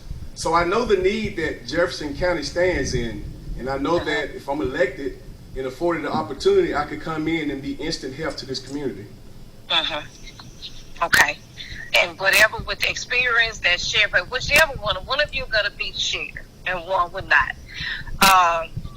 I'm asking, or I pray that if you should become the sheriff, would you be a person that would faithfully work along with Sheriff Bailey, because he has experience and knowledge as well, and come together and put a plan together to do a crisis intervention and all these things that's going on in society right now as far as these hate crimes. We are talking about mental illness and mental wellness. Those types of things are already on the table. So could you come in as a person and a leader and have enough experience and qualifications to work with the ones in the community, all of the leaders, the business owners and everything? Do you think that you can you come in? Would you be willing to do that, to move us to another level in Jefferson County? As I said earlier, whenever you go through a pandemic, whenever you go through a crisis such as storms, those kind of things that's maybe a natural disaster, you always go back and do you a contingency plan, as I stated earlier. Because when COVID hit 3 or 4 years ago, it was a pandemic. It was something that hit our community hard and heavy. Now we know the effects of it, so we put a plan in place in case COVID comes back. We have a plan in place to combat it. No, we can't stop it. We can't make it go away, but we can handle it better than we've done the last time. And yes, I'd be willing to do that. Okay. And as well as notifications as our powers, and we're lacking a lot in Jefferson County. We're just not moving, and there are a lot of things that's going on.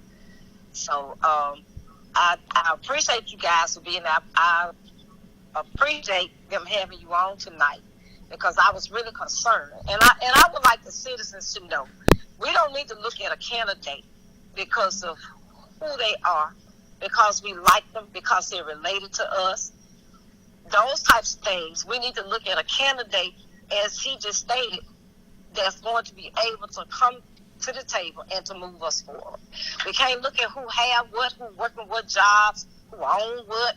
We have got to be able to come together, and we're getting old. I mean, the older people, the generation is moving on, and it's getting rough with these young people, and things are getting out of hand.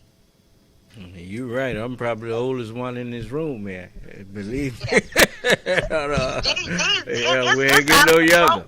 And some things we just got to go back and get it together. I just want to see things that's done decent and done it in order. And my thing is, if I'm a person, if I break the law,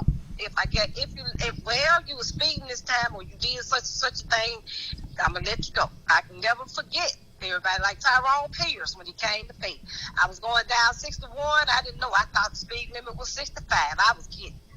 And he pulled me over. He said, "You doing 65? You doing 70?" I said, "Well, the speed limit." He said, "No, it's not." I said, "Well, I'm so sorry, officer." He said, "Well, I tell you what." He said, "This one on me, the next one on you. If there's any way that you can help me to do better, to learn to do better, I will respect you for doing it. And I mean, just will say the next time, you can't let me do everything, break the law, and get away, because eventually down the line, my life is going to be in danger and somebody else's. So I just want to do whatever we need to do and make the best candidate. The people go out and make a decision. And whatever the decision is, that we be able to come together and work together to move forward. And I thank you all so much for your time. Thank you for your call, sister. And look, this mental illness thing, that's a community thing that we need to all be meeting together on. Yes. That's not something we can just put on the sheriff. Now we have to all get together as a community, because we all got people that have issues. Okay. There's different levels of mental illness. Yes. Depression, they consider that mental illness. Yes. So everybody that's depressed don't deserve to go to an institution. That's right. So it's about rehabilitation and putting people in place to learn stuff about it in order that we grow together. It's like that bipolar stuff. Exactly. Bipolar make you think somebody's crazy, and they ain't crazy. They just got a chemical imbalance. What happened with some of them? Some of them take shots. You've got to draw the line, because there's a line between mental illness and mental wellness. See, we got issues any day that you upset and you mad and you angry, you got a mental problem. Because you're not happy, you're not saying you're not well. Because they not following up on their treatment like they're supposed to. Yes. You don't really, we all got mental issues. You tell me about it. But you don't have enough money to pay the bill tomorrow, the light bill. If you grew up here in America in black, you got mental issues. We got issues. But you were born with one. Yes, ma'am. Born with it. Born, and I know it's born. But yes, we are. We were born with problems. We were born, and a lot of things. I'm gonna tell you what I feel. A lot of things start right in the home.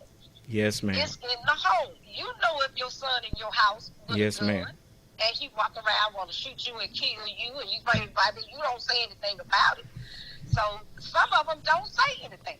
And then when the law comes in, then the next thing you know, they gone out there. Yes, ma'am. Same thing with dealing drugs.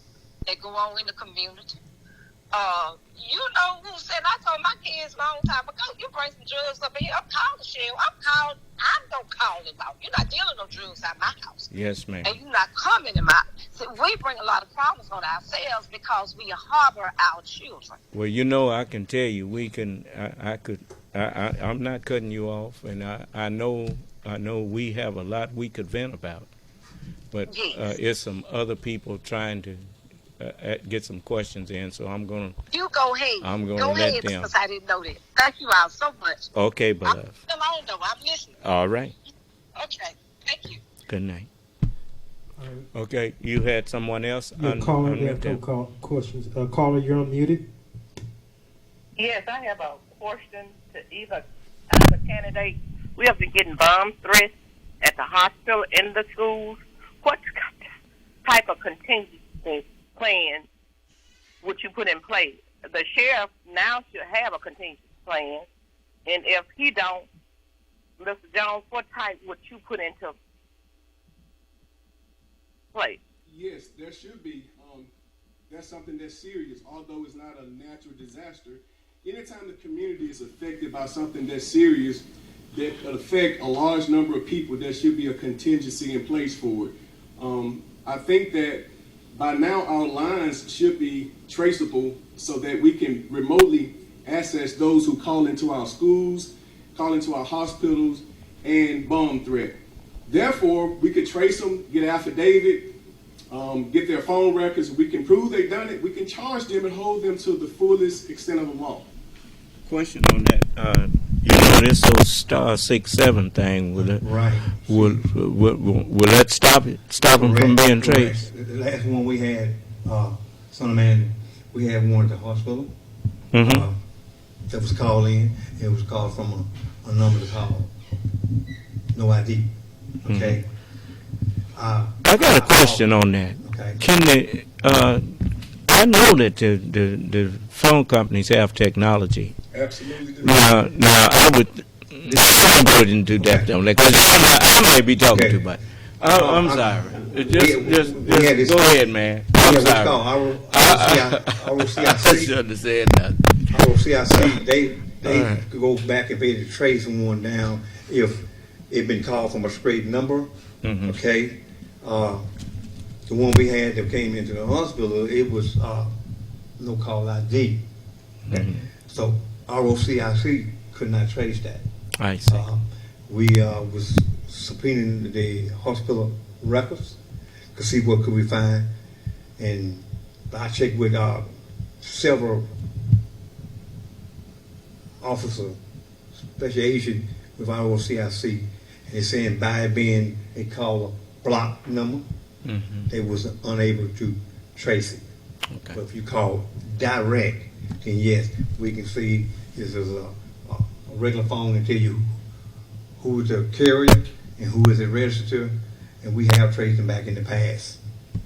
Okay, well, my major thing is I know it's certain questions that you all shouldn't have to answer, and I'm not going to ask because I don't say that out of disrespect to none of you all, but sometimes we ask the wrong questions, and we help people who are doing wrong more than we helping law enforcement. I agree with you 100%. So I'm going to leave investigation to the investigators. That's right.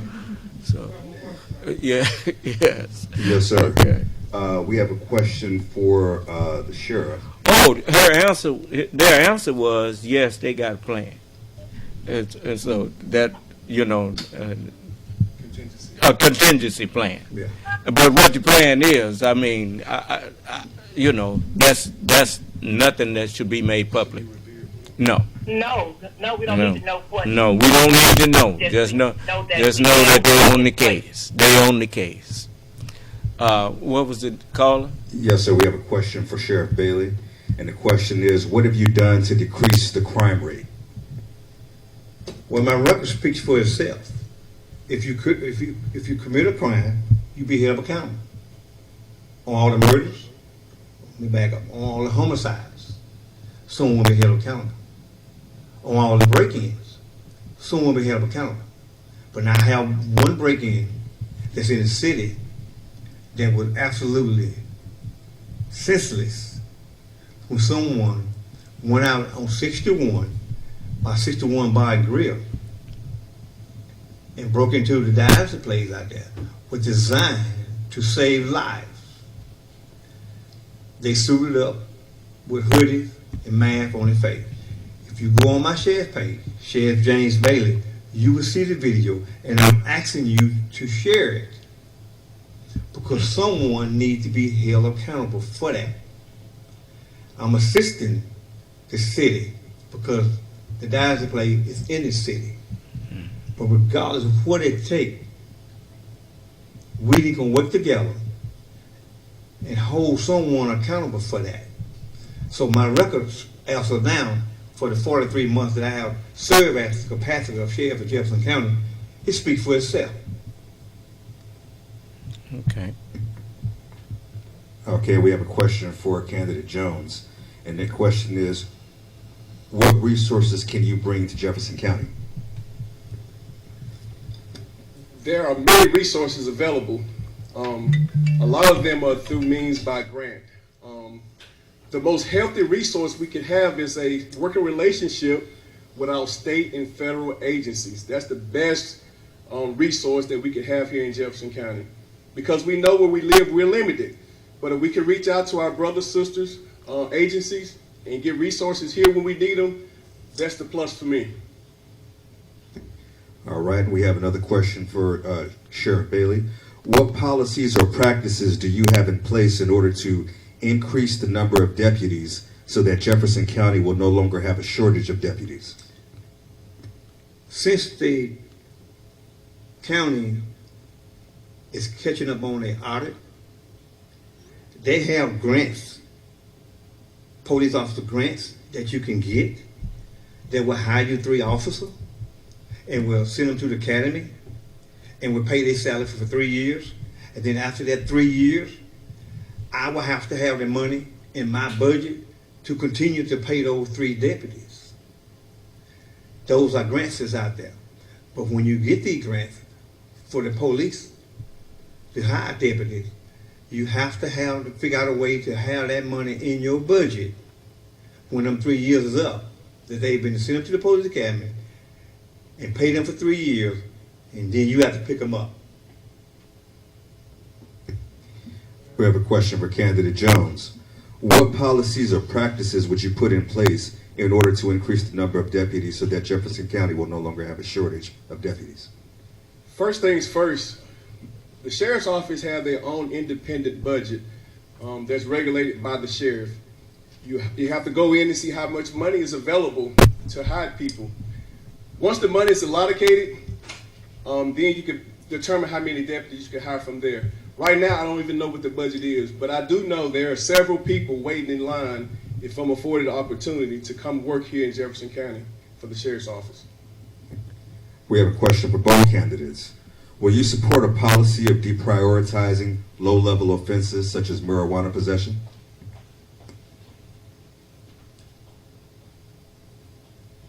Repeat that. Will you support a policy of deprioritizing low-level offenses such as marijuana possession? Well, what did you go ahead? The court system is responsible for punishing and charging individuals when they're caught with any scheduled drug. The law enforcement officer's job is to charge them, arrest them.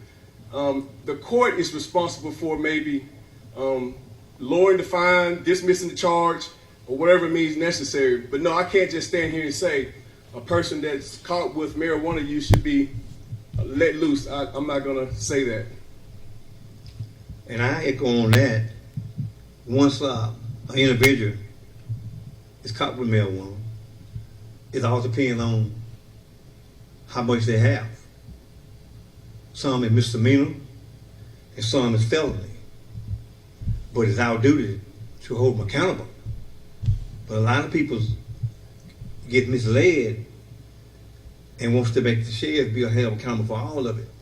We enforce it, but we are not the jury, we are not the judge, and we are not the prosecutor. Once we make the arrest is left up to if it's a misdemeanor, it goes to the justice court judge, and the justice court judge will fine them. But if it's a felony, then the justice court judge will bind it over to the grand jury, and the case will be presented for the grand jury and see can you get an indictment on it. But then some states have marijuana legal, and you can get a license or permit or whatever to smoke medical marijuana. So that's something that you have to look at too, because it might be someone come through Jefferson County and might get stopped with drugs, and a trooper might want to charge him with a DUI other. But during the time, he have his permit or his paperwork saying that he can use marijuana because it's medical marijuana, and he have his paperwork. But if he's driving a vehicle, he's never given authority to use any illicit drug. The medical marijuana is for home use, medical use. It's never used to be driven because it's just as deadly as alcohol or any other drug. So if you're caught driving while you're smoking, you just have to be careful when you put that out there, because that's a whole other conversation. Correct. Because all of it they makes say that about drugs that you take, and don't drive while you take them. Right. You know, Right. that's true. You had someone else? Yes, we have 2 more calls with the hand raised. Caller, you're unmuted. Good evening, officer. I have 2 questions. The first one I would like to hear Sheriff Bailey's response, and then Officer Jones' response. I have often came outside or pulled up late at night coming home, and I've seen, especially on the weekend, I've seen people tearing through these stop signs, not braking and slowing down at all, just tearing through them, and they've hit, some have hit vehicles. As a matter of fact, 2 of our own vehicles were hit on the side of the road when that happened once. And they weren't going anywhere. I've called the sheriff's office and reported it before. And it seems to just keep going on. And when I see that, Sheriff Bailey, that's a blatant sign to me that few people are not fearing and respecting the law, and that they don't think there's any consequences for what they're doing. I know there are cameras on Main Street, and things happen, and it gets reported, and it seems like the same people that are reported, they're released or let loose, or there's no consequence that I'm aware of that they have to pay for doing these things. Well, before someone gets hit or anything, I would like to know what is your stance on this, and why hasn't something been done about it? I am the head law enforcement of the county, but that's where you have a chief of police in place. What are you talking about is in the city. If my officer will see it, then my officer will take care of it. But what are you talking about, the stop signs and coming through the city? It's the chief of police. That falls up under Chief McMillan. And again, I don't need to be held accountable for that, because it's the same way you have Allen County Sheriff's Office and you have Natchez PD. You have Clayton County Sheriff's Office and you have Port Gibson PD. Just because I'm the sheriff don't mean that my officer has to be held accountable for, and me, when you have a chief of police and police officers. They officers get paid just like my officer. That's right. So they have to do their job. So I don't need to be blamed for that one. Now, the city jurisdiction has to be dealt with in the city. That's true. Oh, you said you had another question. I wasn't blaming you, but the calls when you make up to the police department automatically get transferred to the sheriff's department at wee hours in the morning or late at night. That's why I'm asking you. Correct. Once it reported to dispatch get on the radio and notify the officers on duty with the police department. And Sheriff, and Officer Sean Jones, do you have any thing that you would add to that, or that you can share on that, what can be done? No, he's absolutely correct. That falls within the municipality, which is the city of Fayette. But if a citizen had complaints of such things happening, I would not just wait for Chief McMillan to react to it. I would get in contact with Chief and let him know this has happened. We need to sit down. We need to put a plan together. We need to stop this kind of careless and reckless driving in our town, because Fayette, Mississippi is in Jefferson County. And we don't want anything happening in Jefferson County as a whole. And when I say Jefferson County, that means Fayette, Mississippi also. Okay. Thank you both. And my last question, this one is specifically for you, Sheriff Bailey. That murder that happened with Rasheen, I think his name was Rasheen Rael Carter, that young man that was a resident of Jefferson County, Fayette, Mississippi. He went to Taylorsville, Mississippi, and was murdered by those white folks that chased him down in the woods. I was told that you had visited, that you went there to, and I assume to investigate it or question the sheriff of Taylorsville on that. We heard nothing about that after. At least I heard nothing about it. Is there something that you can share with us on how that went, since one of our citizens around here was murdered? by someone in another county. What I'm going to say on that, if it had happened here, like it just happened here, that a human remains was found here in Jefferson County, I didn't try to work that myself.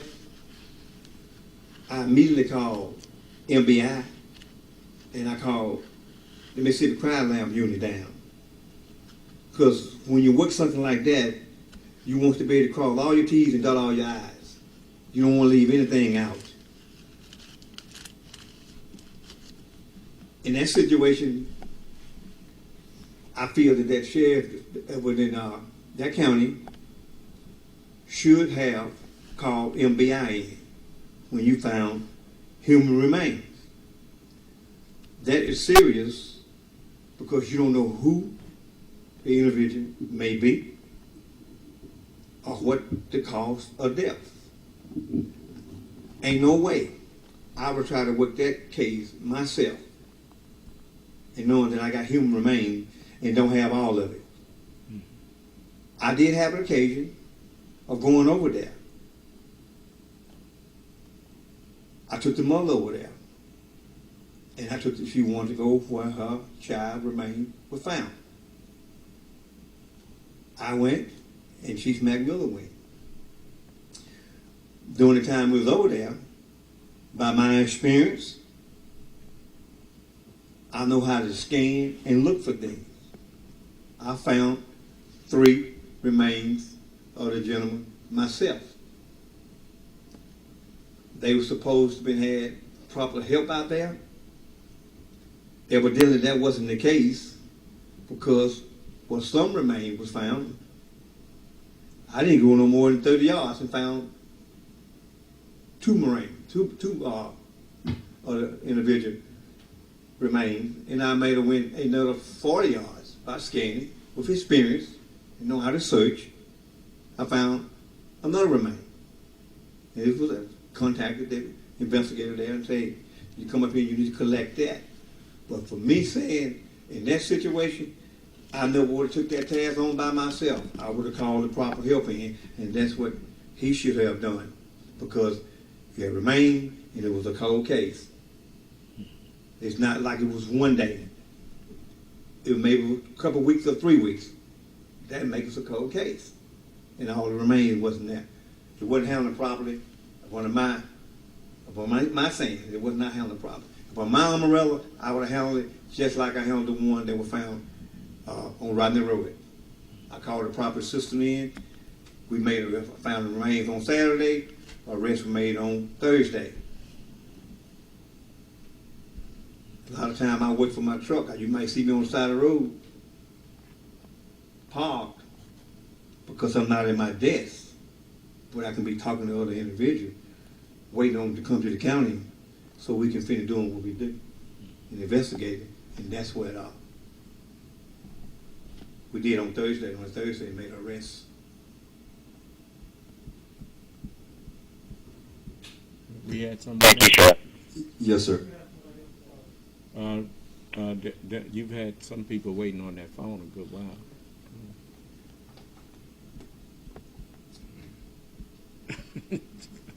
I have two questions. One, the young man in Jacksonville who committed the murders at the Dollar General, it was reported on the news that he, at age 16, had a mental health episode where he was detained for like 48 hours, but years later he was able to go and legally buy a gun. Would both of you share your position on when that happens?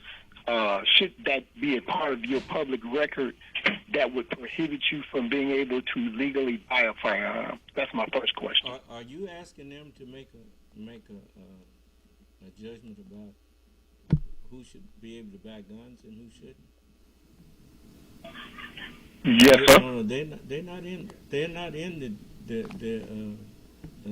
what you call legislature. That's not part of their job description. So I don't think we should put them on the spot with that. That Yes, sir. his personal opinion about who should and shouldn't have a gun has nothing to do with him running for sheriff. Because if it's lawful for a person to have it, he has to enforce the law. So, you know, so I'm not going to ask them to stand here and answer hypotheticals. Yes, sir. Let's not do that to them. Okay. Yes, sir. We have several questions that's been sent in. First one is, Sheriff Bailey, what are your plans for drag racing, and has anyone been convicted for drag racing? Yes, in the past, people have been charged with drag racing. Most of your drag racing happen on the state highway. And that's where state highway is at Mississippi Highway Patrol. We would get there. Sometimes we can't get there in an amount of time because we tied up on other cars. We have to keep in mind, this is a large county. It's 517 square miles of county, 587 roads that we have to cover. And we might be in McBride, and you might have drag racing in Counterbury on the state highway. So my dispatch would contact MHP and have them to dispatch one of their troopers. And then if one of my deputies is closer, then we go down in the system. But yes, arrests have been made. Some have been made to walk on stretch out there, drag racing. I have went out there myself because that's not a drag strip, and then you have a university that you have kids going to and from to the college. And someone could lose control of their vehicle and kill an innocent person. So yes, if they caught, they be held accountable, and the car be towed.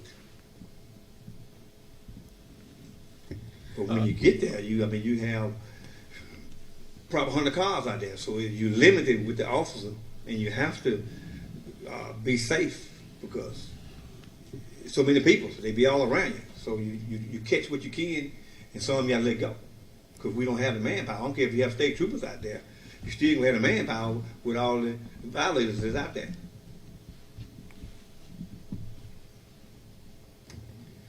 We have a question for Candidate Jones. What do you see that needs immediate attention in our community, and what can we do as the people in the community to help? There are some issues that's greater than others that we would prioritize, but our focus is the criminal justice system.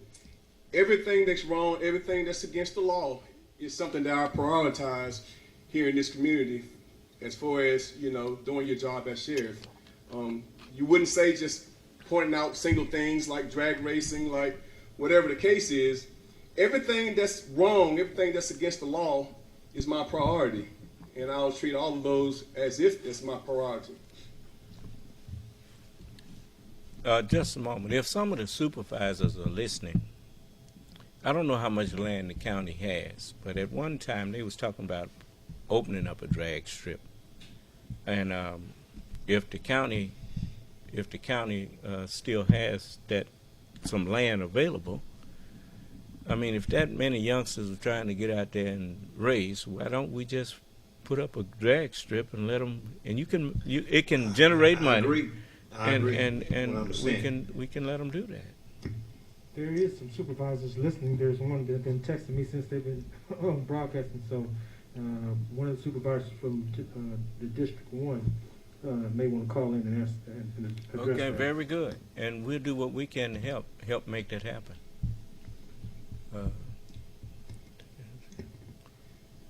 We have a question for Sheriff Bailey. We have known drug dealers in our community who openly sell illegal narcotics. Since we know who these individuals are, why are they still on our streets? For one, and let me explain to you how that goes.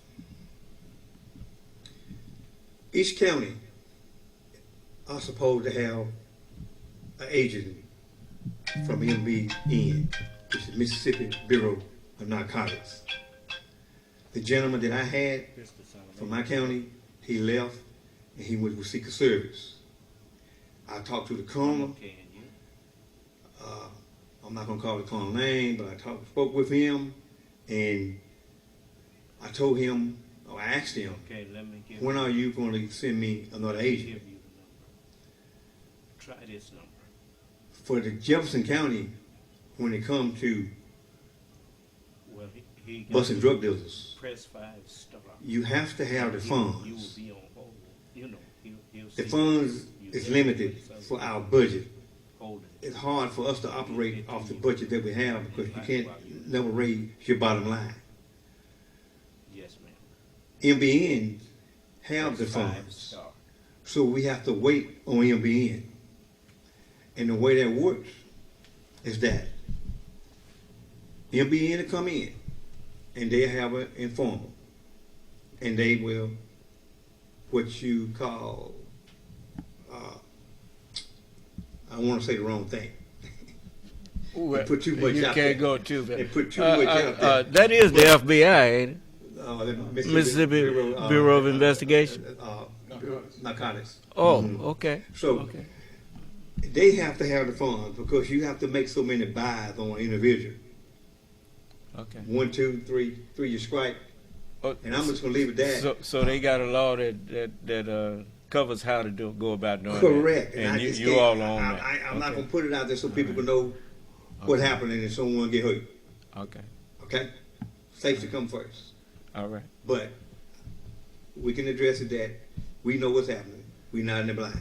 Well, from now on, if somebody asks any of you all a question that would be too much information, just tell them. Right. You're not at liberty to discuss that. Off the safety first.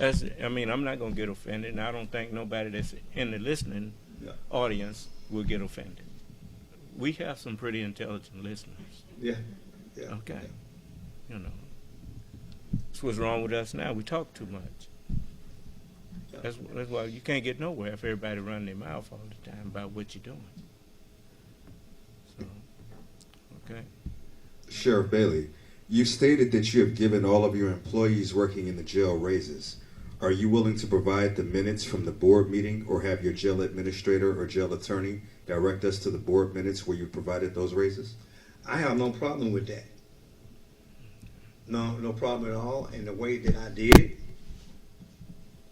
And I can speak for one on vehicle that I'm driving, the Chevrolet truck that I'm driving. I had an officer that was working for me. The new budget took effect in October of 1.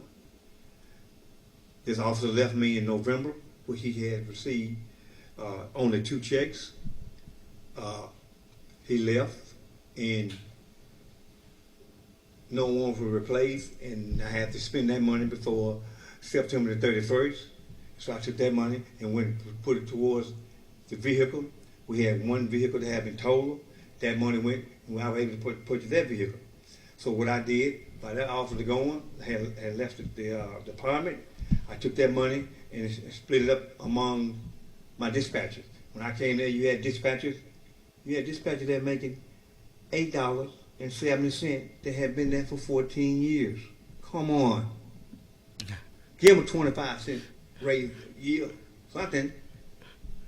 My dispatcher make $12.50 and $11.50 an hour. All of my deputies is up to par. If you work, you're supposed to get paid. You are certified just like any other officer is certified.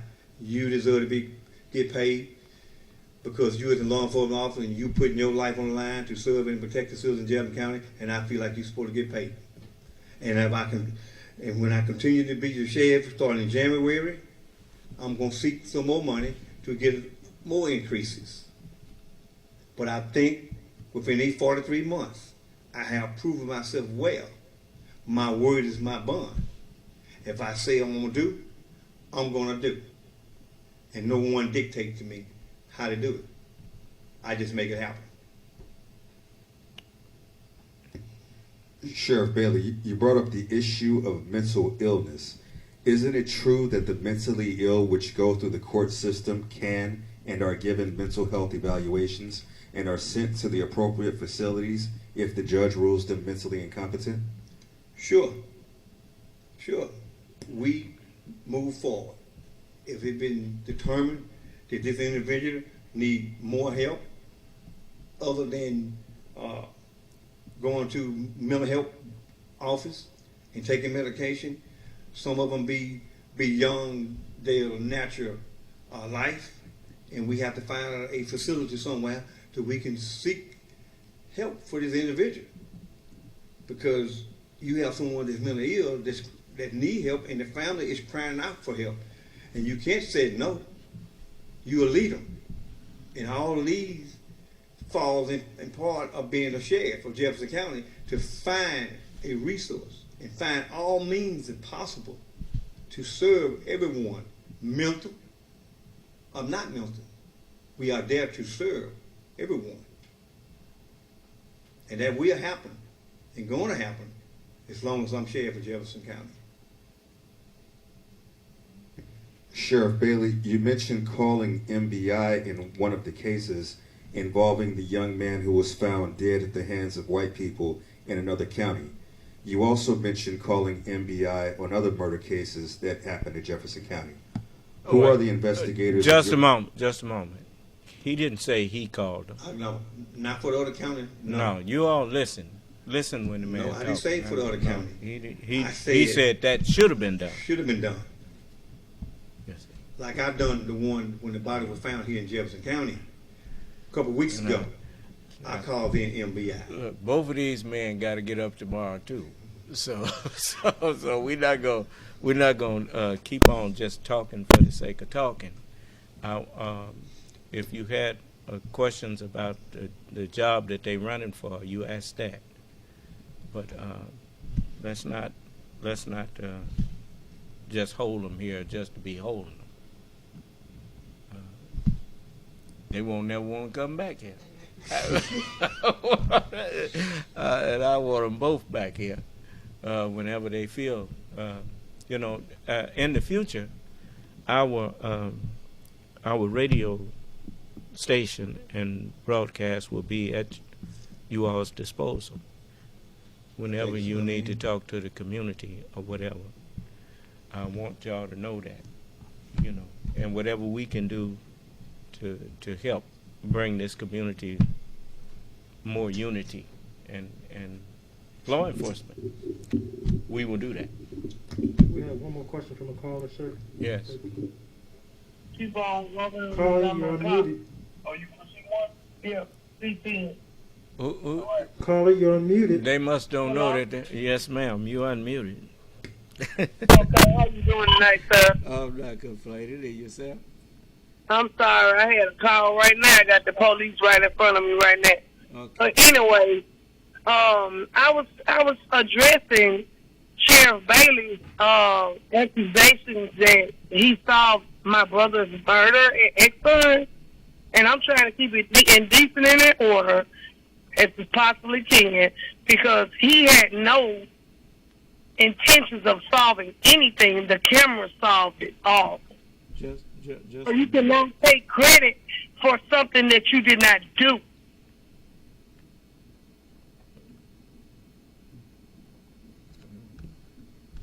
I don't need no silence right now because of the simple fact, just like I told him when my brother was laying there dead in front of me, that he could have done something beforehand.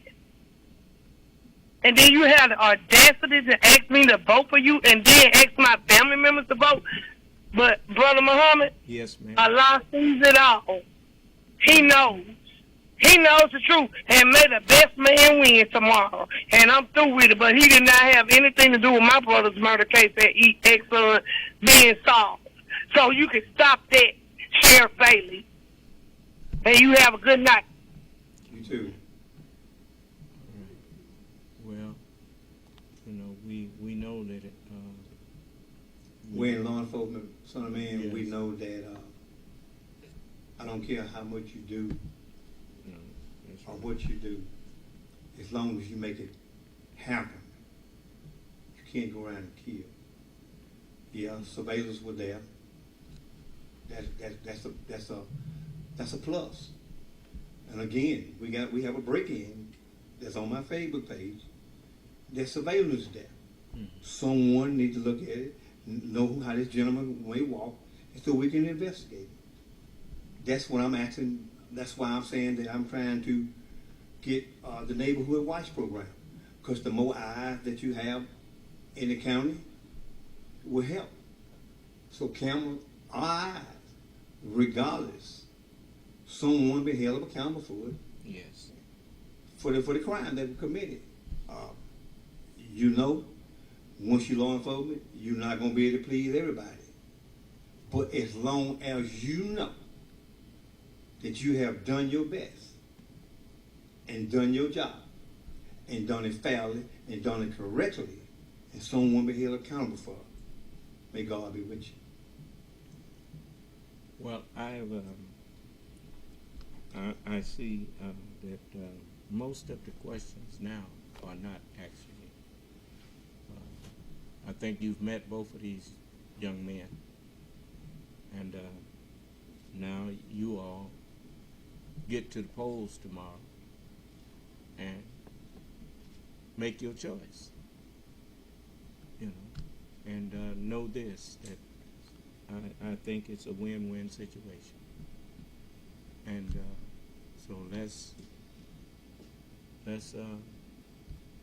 give the law enforcement, those brothers who are willing to go and put their life on the line, and that's what you're doing when you become sheriff.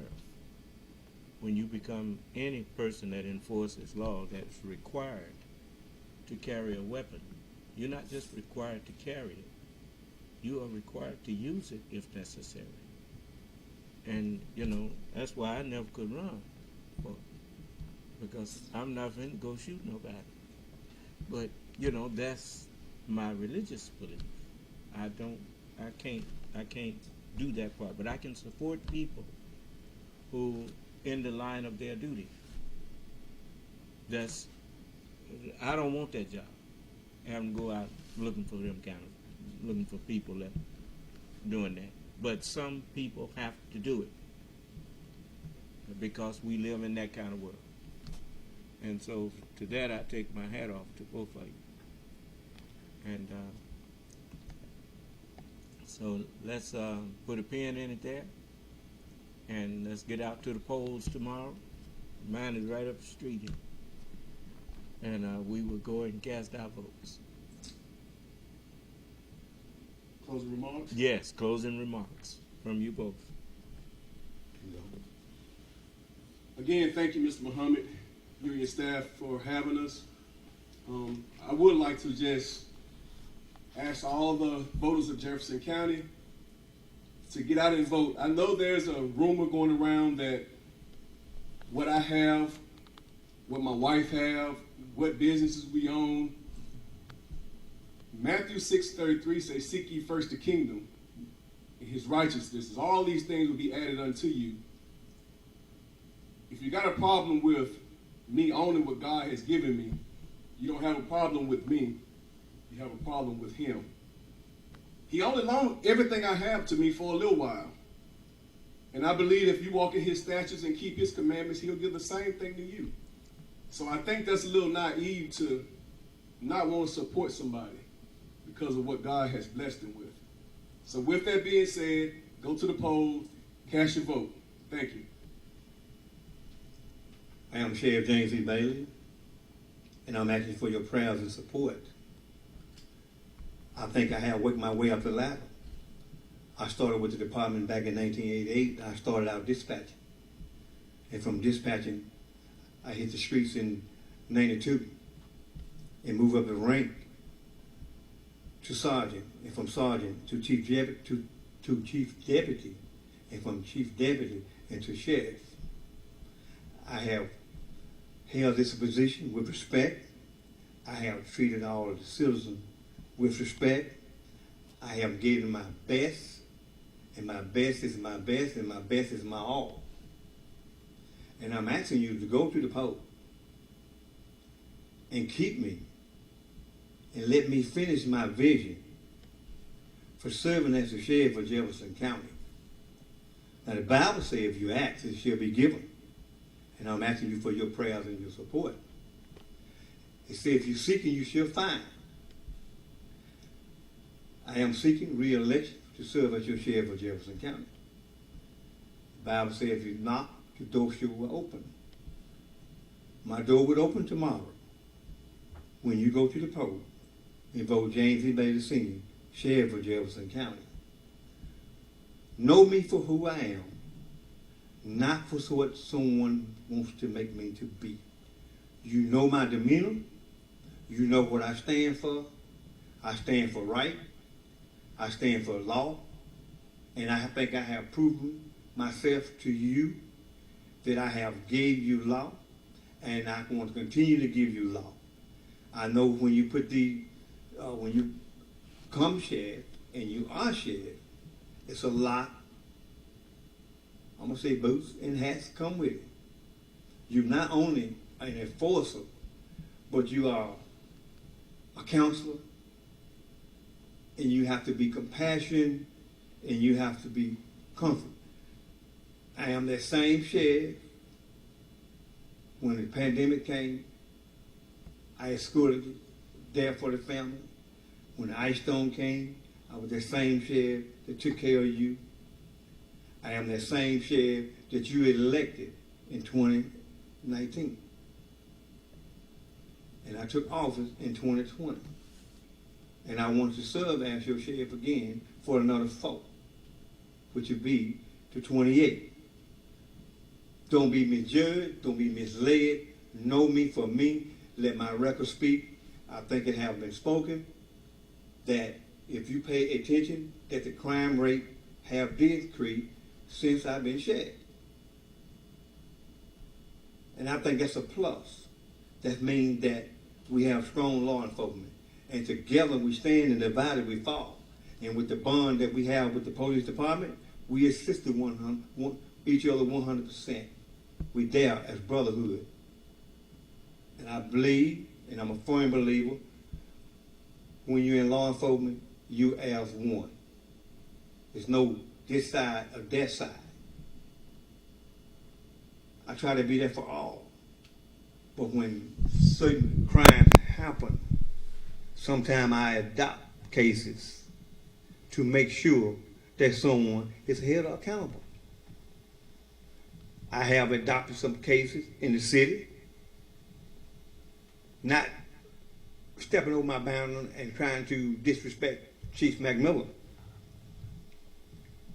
But we work together diligently on it and make it happen. In my department that I oversee, I'm going to say the department, I'm not going to say mine, but the department that I lead and stand firm and serve the people of Jefferson County, I think I have done a good job. And I'm asking you all, tomorrow, give me your prayers and your support. I deserve another 4. And I'm asking you for 4. We can get other previous 25 years and get another one, 26 and a half. I pray and I hope that you can find in your heart to give me 8 so I can finish my vision. Thank you. May God bless the United States of America, the great state of Mississippi, and our lovely county, Jefferson, which I serve as your sheriff for Jefferson County. God bless you. All right. You all have heard from both candidates.